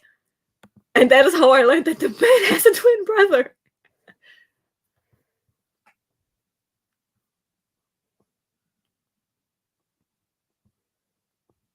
What you scrunching your face at? I'm just reading about it. He was also his stunt double. Yeah. Oh my god. I think it's fascinating because usually when you have identical twins in television, they are playing twins on the show. Yeah. You very rarely, if it's not children like the Olsen twins, you very rarely have twins that just stand in for each other or do the body double episode with one another. You very rarely have that. But that's so interesting. And also we know what they look like standing next to each other. It's fascinating that we chose twin brothers to be twin brothers. Is it really after the time travel shenanigans where your son is your brother, is your police officer? And after hey, they are actually twins, but they are not playing siblings because they are siblings with this other actor who we made their brother, but is also another twin. Yes. Is it really? Oh man. You've broken my brain. I do that quite often, I fear. But as I am watching the episodes, the seasons of Buffy when they're in high school, is like trying to fit Kevin in there because he leaves when they go to college, because that's when he goes and joins the FBI. Oh, we can just say that the Buffy episodes, they focus heavily on the supernatural side of things. And Kevin was from the get-go, nope, no. I want to be normal. I already have to keep up with that thing for a brother. No. No. I also petitioned to make him incredibly skeptic when Willow picks up witchcraft. Like Willow just doing witchcraft. He's like, do you have to do that at my home? And she replies with, yes, because you have herbs. Like, yeah, but can you just, why? Yes. Why? I love it. We are doing it. And that because that would enhance his decision to leave everything behind and join something as rational as the FBI. Yeah, it's like he never really wanted to be a part of it. He was just dragged into it by Willow and Xander. Yeah. So like Willow is hanging out more with Xander because she has a crush on him. By the start, when season starts, she already has the crush on Xander, so it makes sense for her to hang out more with Xander. But like we never really see her do like all of the education stuff because like she's intelligent. She puts a lot of work into her schoolwork. So that is just the side we never see on the show. So that might maybe just the side the time she's spending with Kevin, who is also more into his academics than whatever the fuck is going on the graveyard at night. He knows what's going on. He's just like, nah, no thanks. He is purposefully disinterested. Yes. Like, no. He is happy to help if he really, really, really, really has to. And because he from the get-go makes clear only if you really, really, really have to. That is why we never see him in the show. Because Willow says no, he drew a line, he set a boundary, he said no, it's fine. And he's just conveniently out of town when everything just goes to shit. He's like, no, I'm going to visit a college. I might want to, like, I'm going to look at a college. You deal with the newest apocalypse. Bye. Yeah, because I was reading through the Buffy wiki, and the school burns down. Yeah. So I definitely want that to be like a cold case that the FBI is on, and Xander walks in on them talking about it. It's like, oh hey, that's my high school. Sorry, Mhm. Kevin, not Xander. Yeah. It's like, "That's my Mind high you, school best." there is a reason why the school burns down, and the reason cannot be explained to the police. Yeah, it was like like, Kevin knows what's going on with that. He sees them working on his high school, it's like Yeah, I think the Guardians made that go away. Like the organization that sent Giles, the Mhm. protectors of the Slayer, I think they made that go away, and they actually gave a story to the police to just shut the fuck up. Something like that. Like, so it might actually be just a cold case. Yeah. I think they tried to pass it off as a gas leak, of course. Yeah. I can also see the agents of the warehouse pre Pete and Micah, but I can see Artie just standing in the background squinting at the fire in the school. I can see that happen, that he just happens to take a trip to LA because he's Yes. looking for an artifact. We are definitely making Archie and Dubenich twins as well. Yes. I need the Leverage warehouse crossover so bad. And We need maybe to even leverage librarians, where like we already have the leverage librarians crossover that needs to happen at some museum Oh, because they are looking absolutely. for. I want to But have that's warehouse your agents shit. show up as well. That's your shit, 'cause I I work on all the know. canon I shit, you know. do all the extra stuff. I know, but I need that to happen because can you imagine the Chaos Gremlin energy when Flynn meets Artie? Yes. Yes. Just, just imagine that. Claudia and Hardison or Brianna as well. The nerds. Also, Micah, the book nerd, with any one of the librarians. Right, like Like, it's just yes, I need to make that. yes. Cool. Anyway, sprint. Yes, Levy has to go to do something, so that's the perfect time to just pretend we are here and ah! Ah! Ah! What did you do to me? I don't know.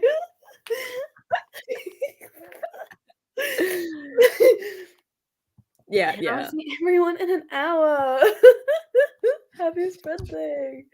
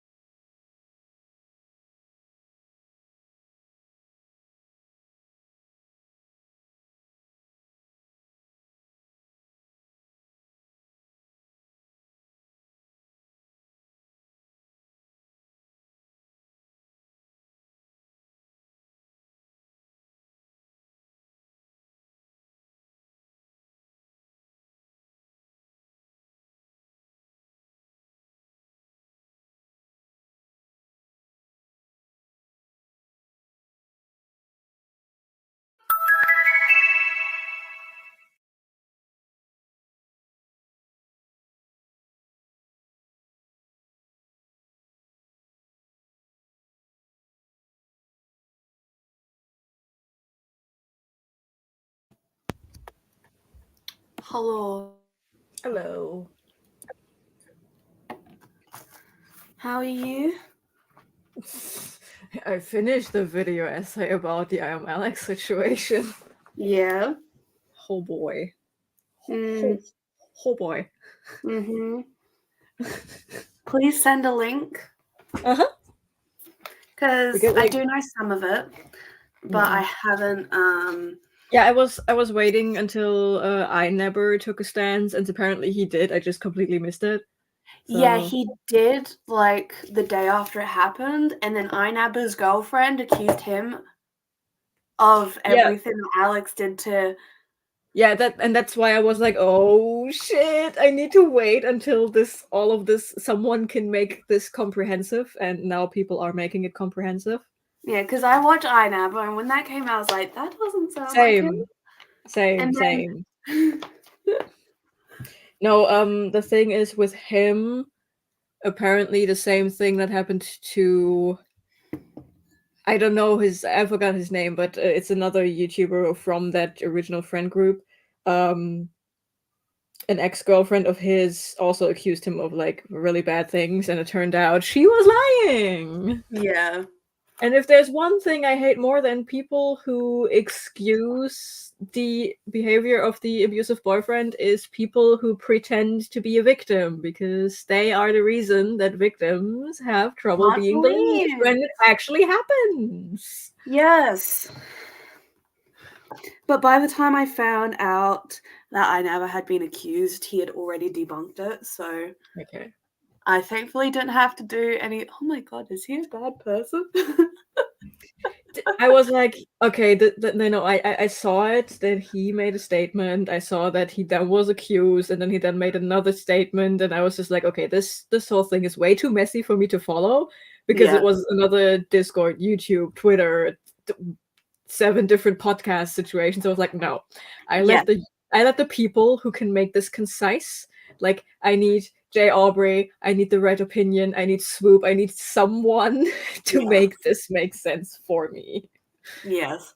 And now people It's are for actually me the making reason sense. why I believe Frasier so fast is because of how fast he put out his statements after his Yeah. girlfriend accused him. It's like, nah. Also, the kind of statement he made, Yes. it just read very genuine. Mm. So Yes. Anyway, everyone, he lost the game. I saw it in chat and I was like, what the fuck, James? What the fuck? What is happening? I was on TikTok and I lost the game, so I was like, I'm gonna make everyone watching this lose the game. Okay. And then Brittany popped in. Hello, it's been a while. I haven't really watched other people's streams for like 6 months. It was actually her stream I was on where I have been informed in chat that Margaret Owen is writing fan fiction of her own books. Yeah. Yeah, just because with my second job, I've just been burnt out. But now that that's over, I should be able to get back into watching other people's shit. And then Beatrice popped in. Hello, haven't seen you in a bit. Just had lunch. Now I'm going to do some admin before my sprints later. Very nice. Nice. And Hillary is here. Hello, how's everyone doing? I'm good. I have the urge to watch Flypaper. It's a very funny movie. It is the Yeah. stupid kind of funny. It is the stupid kind of funny. Yes. I really want to watch it. Just because I was thinking about the entire sibling verse. I was like, oh, I could do so much emotional angst because of Trip and Derek. And I was like, I should really watch Flypaper now because I'm not watching it in order. I can just watch it. Do it. It's a 90-minute movie. Do it. Yeah. Wait, I can tell you how long it is. Wait. You have it. Here. Right next to the Oceans 11, 12, and 13, and 1 and 22 Jump Street. because I sort my DVDs by genre. How long are you? You don't. About 84 minutes for the movie. And that includes credits and shit. I believe so, yes. Yeah. So. I mean, look at this. Yeah. This is. They don't have like code names, so they on the spot decide to be peanut butter and jelly. Because they meet the quote unquote professional ones and they all have code names and they're like, this is peanut. And this is jelly. I guess what the fuck? I just want mainly like I only added this because of Matt's character.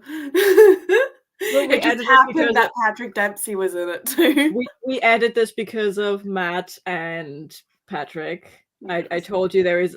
I was asking, do we count movies? And you said maybe, and I was like, okay, what if? Because I wanted to add Criminal Minds to it, and that was the only one we could think Yeah, of. We've found other ones since. But yeah. But like we both figured out we like Matt Ryan as an actor, as John Constantine.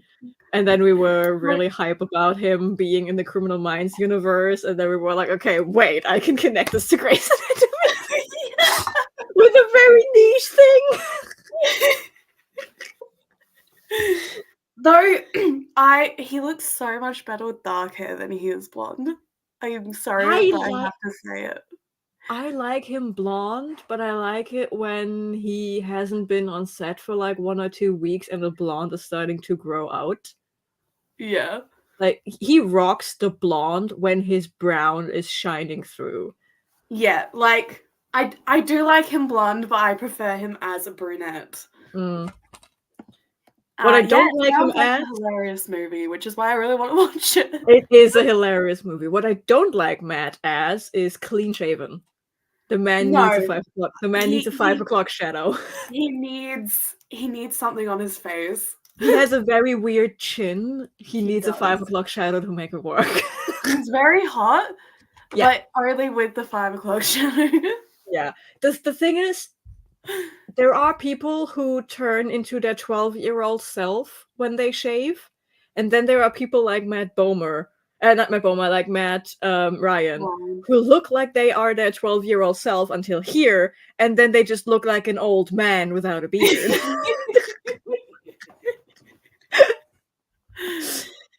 Like, he's not aging backwards, he just looks weird. Yeah. Yes.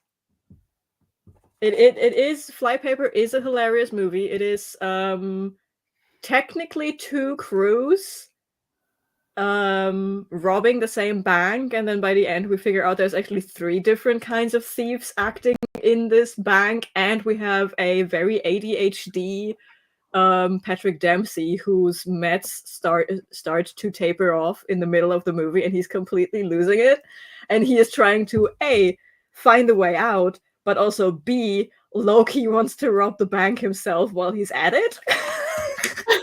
And then by the end, suddenly everyone dies. So funny. I will be a second. I need to go to the toilet. Yes. I shall entertain everyone in the meantime. But yeah, if you want something stupid, funny, I can only recommend Flypaper. It is ridiculous. They split the bank between the people robbing it. Like, one team goes to the vault and the other team gets like the ATMs so that they steal the money from the bank, but different kinds of monies. And they have hostages, and the hostages are all complete characters. It is hilarious. It's very fun. And I think that was during or right after Patrick Dempsey was in Grey's Anatomy. I'm not sure about the timeline. Ashley Judd is in this. Octavia Spencer, Tim Blake Nelson, Jeffrey Tambor. It is produced by Mark Damon, Peter Safran, and Patrick Dempsey. So Patrick Dempsey has a hand in this as well. It's funny.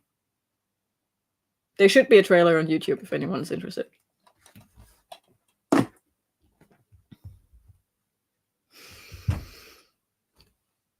Yeah, it's the stupid kind of funny. Take Ocean's 11, but make it 2 teams at the same time and make it stupid. Like, it's a stupid kind of fun. There are no big plans that are working out anywhere. It's just fun. It's almost as if 21 Jump Street and Ocean's 11 had a baby. Almost.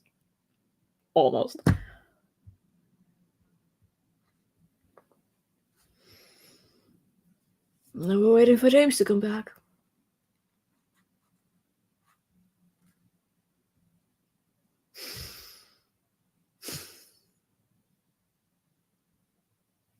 Anyone see the puppy I had on during the last sprint? Puppy made an appearance. And all of you missed it.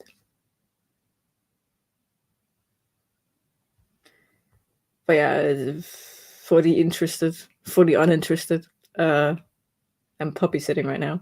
And she's technically of an age where she's not a puppy anymore. But she's a puppy. She's a puppy. Because all puppies are puppies. I am enjoying Little Thieves very much. Lev, it's right now a high 4-star, and I have 88 pages left to read. And if the book sticks the landing, then there is potential for a 5-star.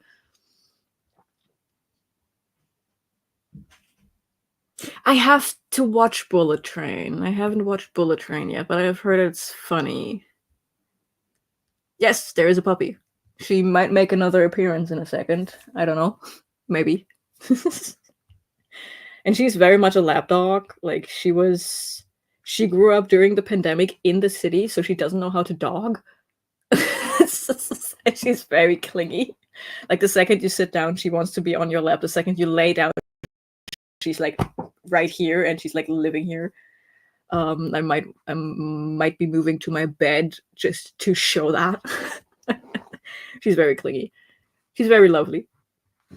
But she doesn't quite know how to dog. She's always fascinated by the fact that grass exists and can touch her paws. So, because we live right around the forest, and of course when we take her for walks, we take her to the forest. Hello! Hi. I caught up on comments for you, so Okay. I just don't have the power to click things. Okay.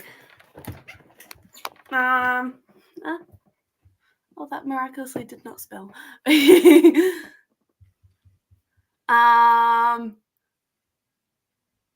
I don't know what to say. I also love heist movies. I fucking love Leverage. Yes. Yeah, it's Flypaper is giving Leverage, but if everyone in Leverage would be an absolute idiot. I fucking love that, because the term competence porn literally was made for Leverage. Mm-hmm. And this is like the opposite of that. It is. Like, the only competent person in this movie would be Patrick Dempsey's character, but since his meds stop working in the middle of the movie, he's completely losing it. Which, that, like, he is a genius. He's figuring all of this out. But he's so hyper about it that he literally cannot hear himself think. He needs other people to help him think because his brain is dicking him over so much. Yeah. It's brilliant. For what? For what? Hello, Joanne. How are you? Oh shit, there's 8 people watching. Shit. Yeah, we have an audience for once, man. I know, it's not just Levy. It's so weird to have people actually watching this. I know. Yeah, but what do you need the warning for? Oh, okay. Oh. Okay. There will be slight spoilers.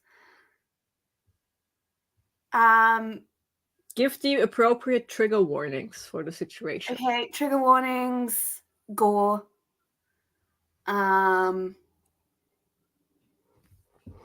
Kidnapping.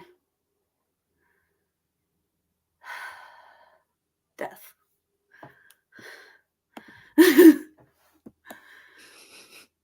I don't know how else to explain it. Yeah. I haven't seen it. Yeah. But I'm also pretty good. Like, It does. I appreciate getting trigger warnings, but I'm not easily triggered. Yeah, he does hit her on screen. I do just want to say that as well. So what, domestic violence? Yeah, it's domestic violence. Yeah.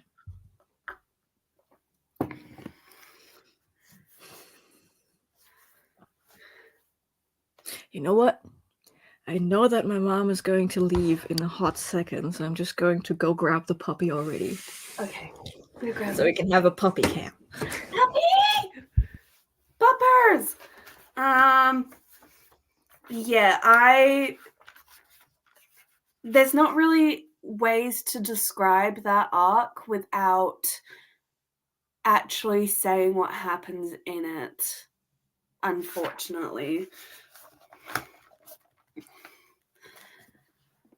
I'll be making breakfast and reading Assassin's Quest by Robin Hobb.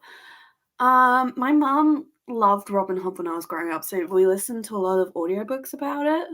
So I know basically what happens. Puppy! Puppy! Doggo! I will say that Doug gets his just desserts. I will say that. Like, yeah. Okay, the puppy is going on walkies first, but when she's back, she's with me.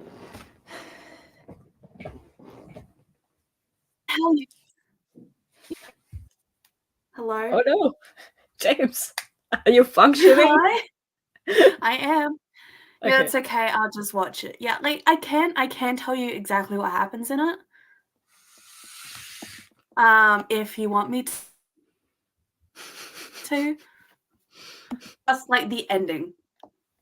But it is quite a triggering arc, but they do it very well. They handle it very well.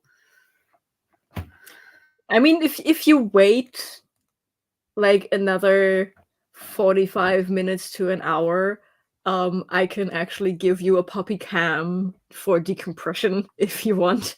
It's just like she's now going on walkies and then she's coming back, and then my mom has to go to the pet store because again we're just puppy sitting her.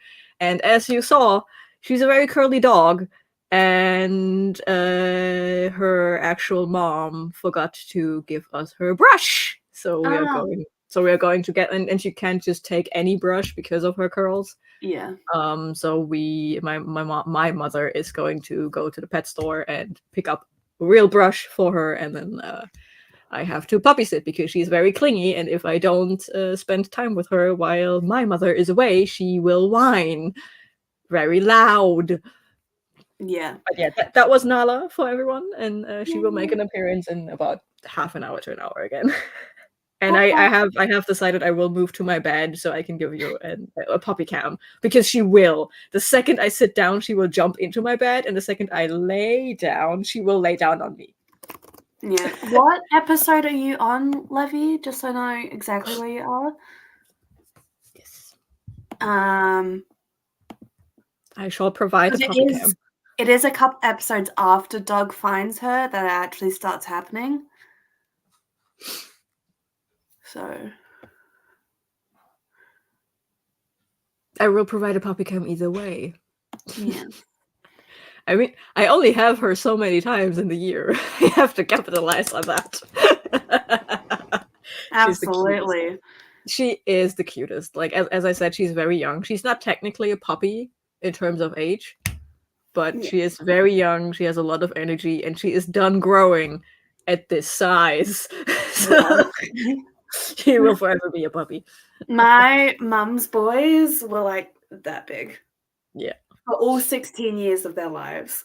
Oh, Apsalapsos cross Australian Terriers. They were teeny Oh, tiny. that sounds horrible. Yeah, Nala is actually a golden doodle.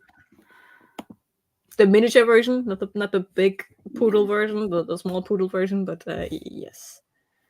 Okay, so I'm guessing you're episode 11 because did Chimney get stabbed?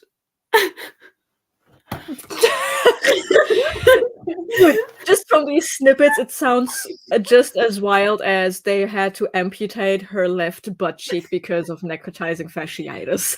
Yeah, so you have you have an entire episode in between. Because you have Chimney Begins, and that's a flashback into how Chimney became a firefighter. And then after that is the episode that continues this one. Nice. Yeah. Quick, play Another One Bites the Dust and perform CPR. There are so many songs now that can There are just so do many that. funny songs you can do CPR to. Yeah. I mean, Staying Alive, Another One Bites the Dust, Cupcakes, CPR. Yeah. It's she specifically made it that way. Yeah. Also, fun fact: the original Star Trek opening, like where they go, space, the final frontier. These are the adventures of this spaceship Enterprise. Blah blah blah. If you can recite that, that is exactly the length that is recommended by the CDC to wash your hands due to COVID restrictions. Yeah. So I when we had to wash our hands, I was like, space, the final frontier. These are the adventures. These are the adventures. I'm only on Enterprise. I'm watching in chronological order. Yeah, dude. Oh, you're watching in chronological order, so the next one is probably going to be the first 2 seasons of Star Trek Discovery. Yes. And in season 2 of that, you meet Captain Pike, my love. And he was so beloved in Star Trek Discovery that he got his own show, Star Trek Strange New Worlds, which is fucking amazing. And the screech I screeched in that first episode when I heard his narration, Space, the final frontier, and I was like, no! Because they promised the fans to go back to the original formula of Star Trek, which is like a monster of the week, but make it space. Yeah. Because with Star Trek Discovery especially, but also before that a bit, they went with like big story arcs, and people were craving the original formula, and they said for Strange New Worlds, we're going back to the monster of the week. And then I hear my favorite captain say that original line. I was on the floor, I was crying, I was laughing, I was a 5-year-old me making all the noises. Yeah. Well, but yeah, in case anyone was wondering, I'm a Trekkie, somewhat. Yeah. Somewhat. So far, at least in Enterprise, it is Monster of the Week. I do like the Monster of the Week. I think they pretty much stay Monster of the Week. I was told to ignore the last episode. Yes. I told you to ignore the last episode. I told David, the guy who gave me the list to watch in chronological order, I told him, now I started watching it, and he was like, great. Ignore the last episode. Yeah. I like the concept, the idea behind that last episode. Just wasn't done well. It just wasn't done well. Okay. There is one thing, it bugs me to this day, and it is unfair. It is unfair to every character in the 5 seasons of Star Trek Enterprise. That one thing that happens in the last episode. It should have been a 2-parter. Let's just say it should have been a 2-parter to give them time to round it out. Don't look it up. I'm just seeing how many seasons there are because I thought 5. there were 3. 5. No, it was 5 for TNG. 4. It says 4. 4. Yeah, 4. But yeah, that last episode, it should have been a 2-parter because they knew the series was ending. They knew they wouldn't get another season. It should have been a 2-parter so they have time to develop the storyline they were following. Instead, it was rushed and they cut the wrong scenes. Okay. They cut out the wrong scenes Okay. to get some nostalgia porn in there instead. Okay. The great thing is, because you're watching it in chronological order, the last episode, the premise, doesn't even make sense to you. No. because the last episode is framed as someone from a future show, The Next Generation, which is like 200 to 400 years later, going back in the archives to see what happened that day. Because he, in the present, the future timeline, needs to figure out a problem and he doesn't know how to do it. And someone tells him, hey, this problem has occurred before. Go into the archives and check this out. Maybe it helps you figure out your problem. So the whole premise doesn't even make sense for you because you haven't seen The Next Generation, and you will not see The Next Generation for a while because you have 2 seasons of Discovery, 2 seasons of Star Trek Strange New Worlds. By the time you're getting there, it's 3 seasons of Strange New Worlds, the original series, and then The Next Generation. You and don't all the even movies see as this well. character for a while. Like, yeah. So just ignore the last episode. When you get there, let me know, and I summarize the episode in a way that makes sense for you. Okay, I mean, I'm still gonna watch it. Yeah. I mean, if you have questions, you have what's his name, David. And I can also tell you, like, but like, yeah, there will be things where you're like, who the fuck is that? What the fuck is happening? Because you just don't know the character, and you will not see him for another year. So yeah, and I'm gonna watch it between all my other shit as well. Yeah, that's why I say you will probably not meet this character until a year from now. Yeah, like, I was surprised. Like, I was watching that episode knowing it would be the season finale, and then I see a whole nother cast of characters. I'm like, the fuck are you doing in my house? Yeah. Why did you choose the last episode to be the crossover? It's not even a crossover again. It's like an archival production. Like, yeah. It's weird. Yeah.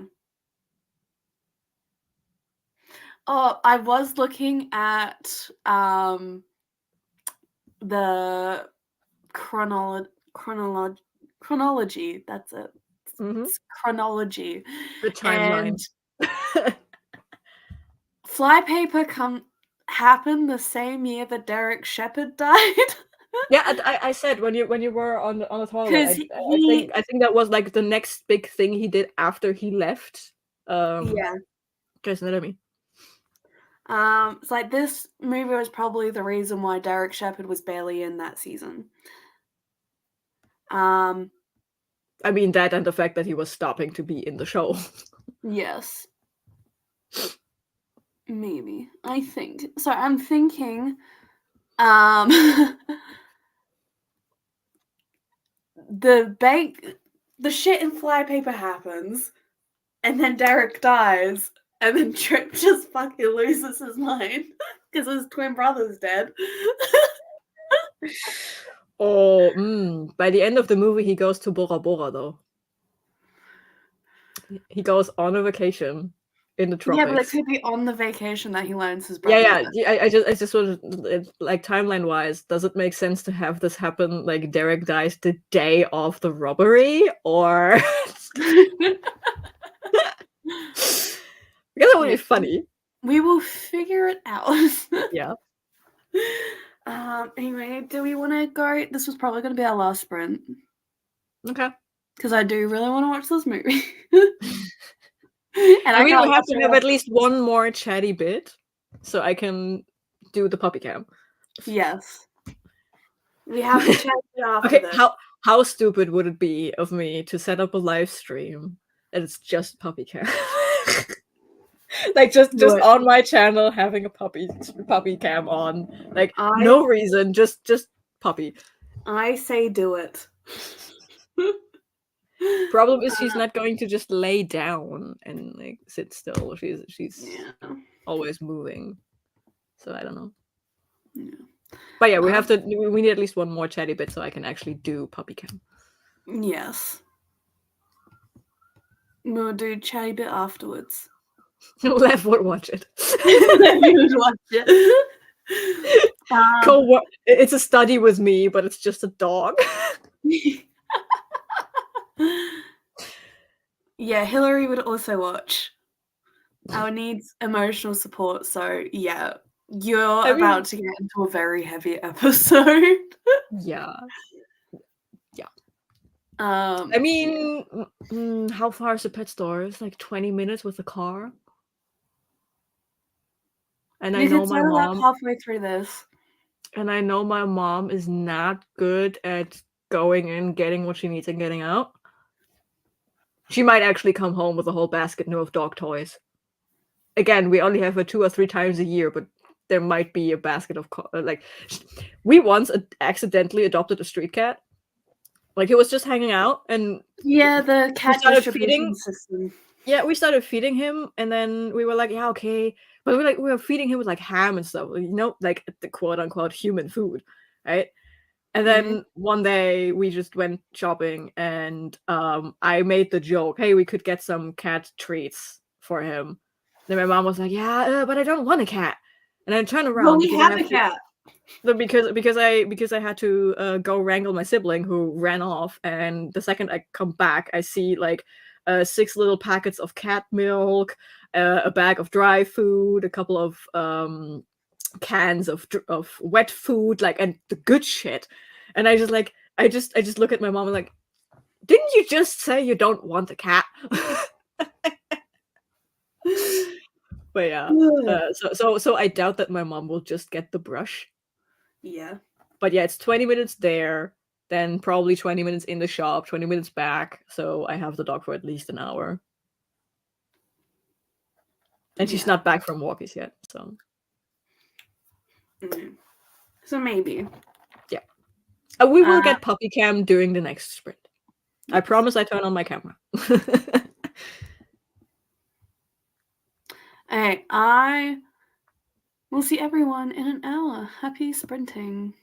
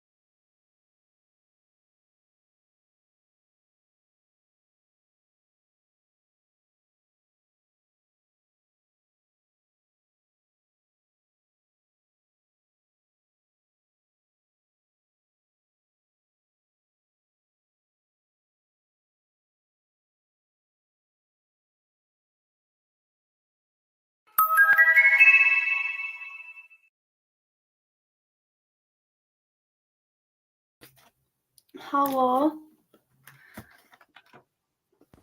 Hello.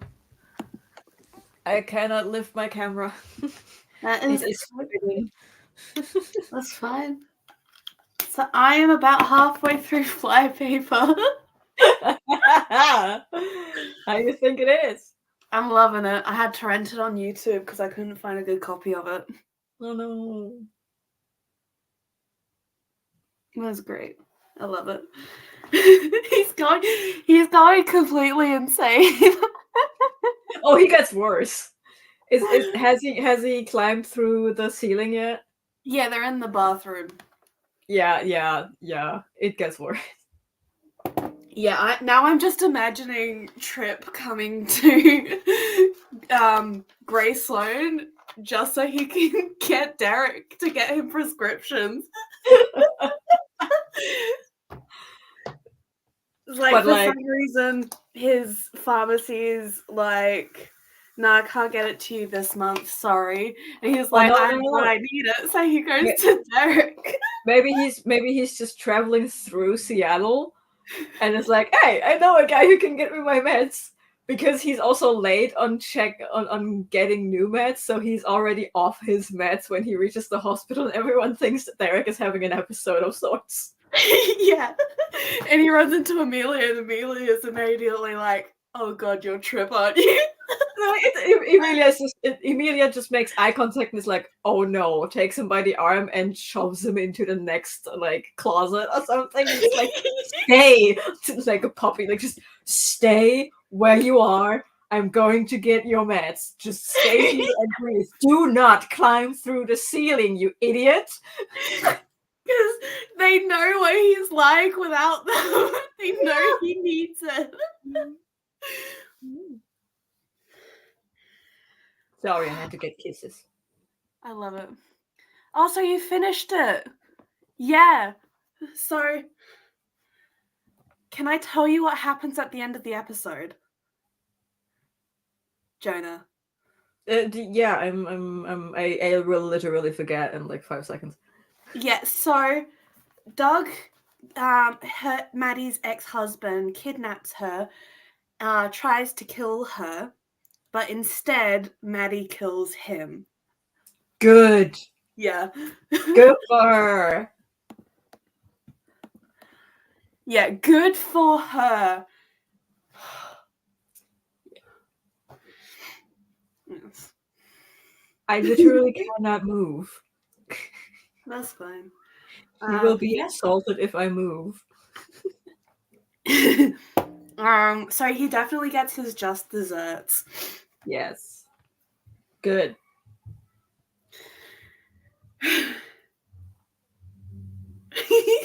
I'm just imagining like everyone at Grey Sloan thinking it's Derek, and he's Okay, but hear me out. Hear me out. Gates and Mick. Yes. Yes. Gates and Mick. Like I just Nala. Hey. I just see every time they meet, Gates opens his mouth to say anything, and Mick's first reaction is don't. He doesn't even need to look at his twin. It's just like don't. No. Do not. And he's I on also the kind FBI's of most wanted, so he just walks past his face every day. Yeah, the thing is that I definitely want to make this headcanon because it is headcanon that Mick is the one who raised their little sister Jenna, right? Yeah. I want to make it headcanon that even though technically Gates is older than her, he is the little brother energy. Yes. And Mick on the regular, when Gates comes along with any of his shit ideas, is like, stop or I call Jenna. And that's what's getting Gates back in line. Because he doesn't want to disappoint his little sister. So it's like, I call Jenna if you don't stop right this second. I tell her, I snitch. I want that to be headcanon. Yes. I love how everyone was ready to break the protocol to get her to safety. One of my favorite lines in the episode is when Athena tells Buck not to do anything stupid, and like 5 minutes later, Athena pulls him over, and Buck's like, "I can explain." Did you just see how she rocketed onto my lap? I did. That happens every time. The second she sees you lay down, that's what she does. Yes. Take the paw out of my crotch. Thank you. Don't do that. Yeah.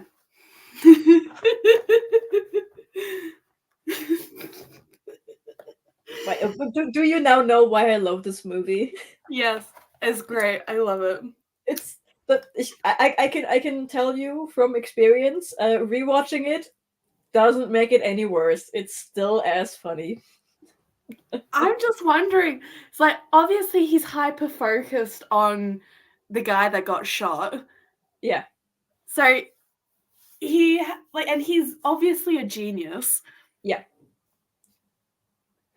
So I'm kind of thinking like he comes into the hospital at one point. He hyper focuses on one patient.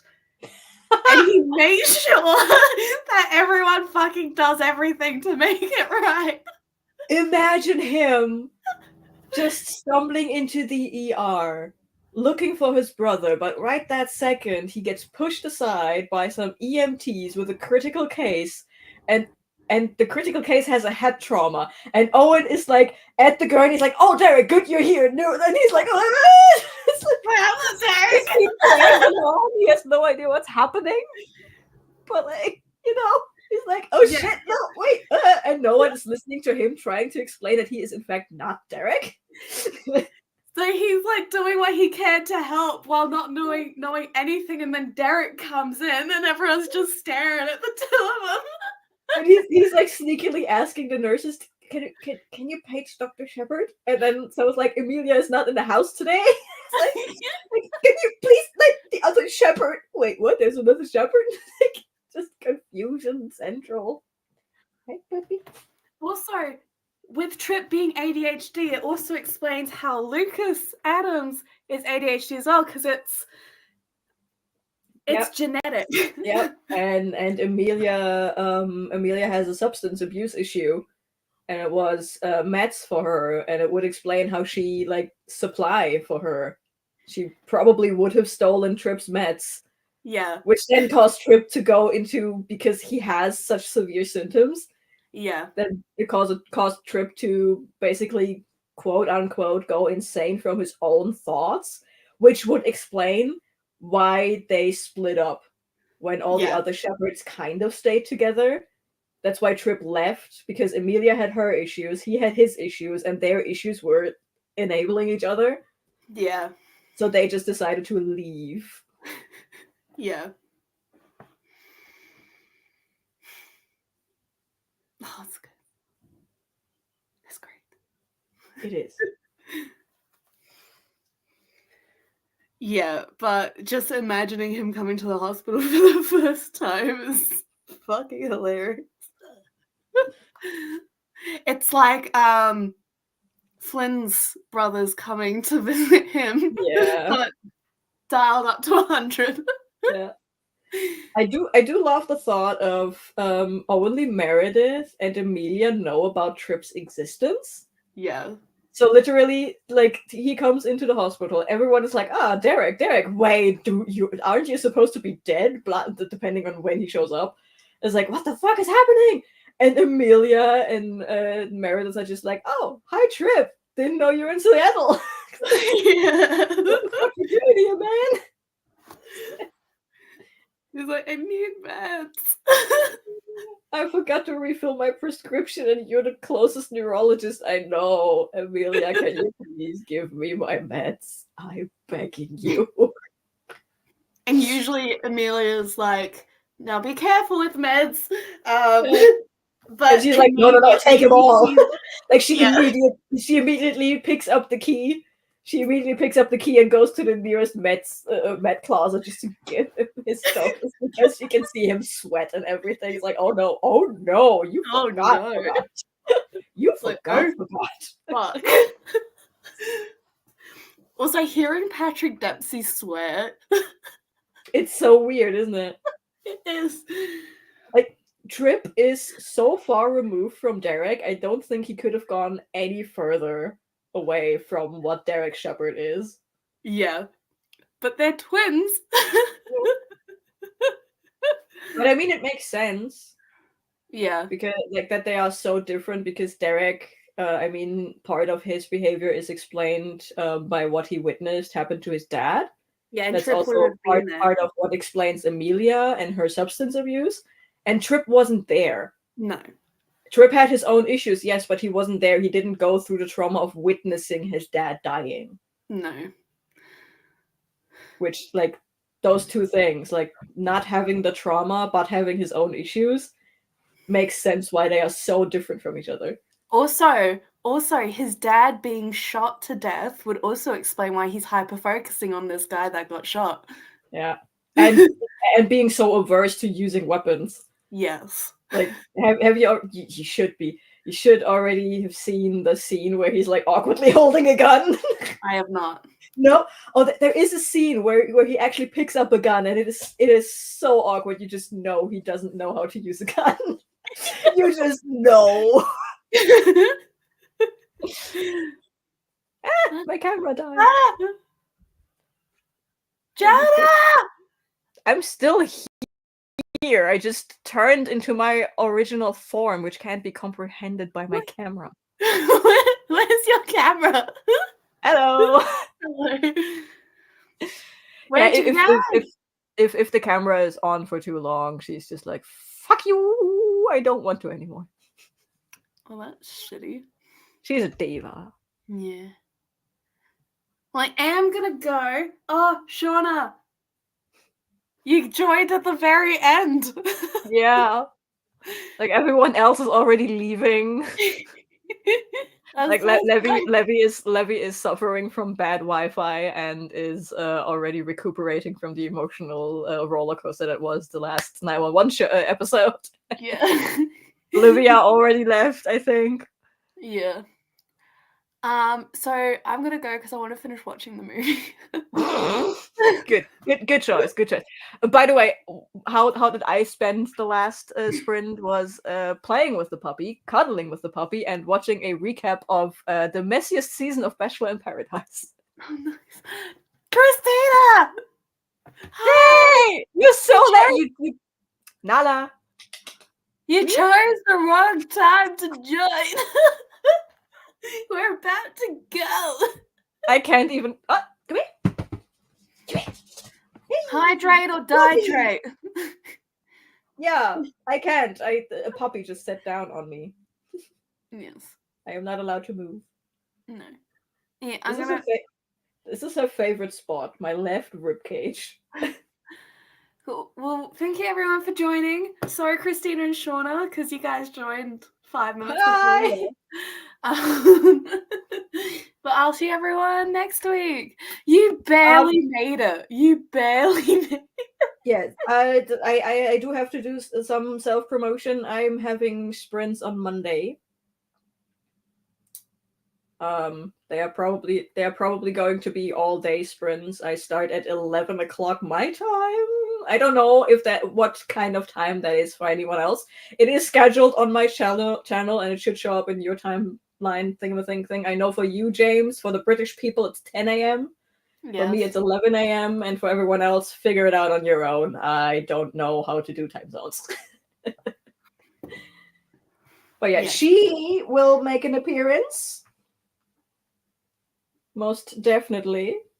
I will see if I can join. I have work on Monday. So yeah, no pressure. Yeah.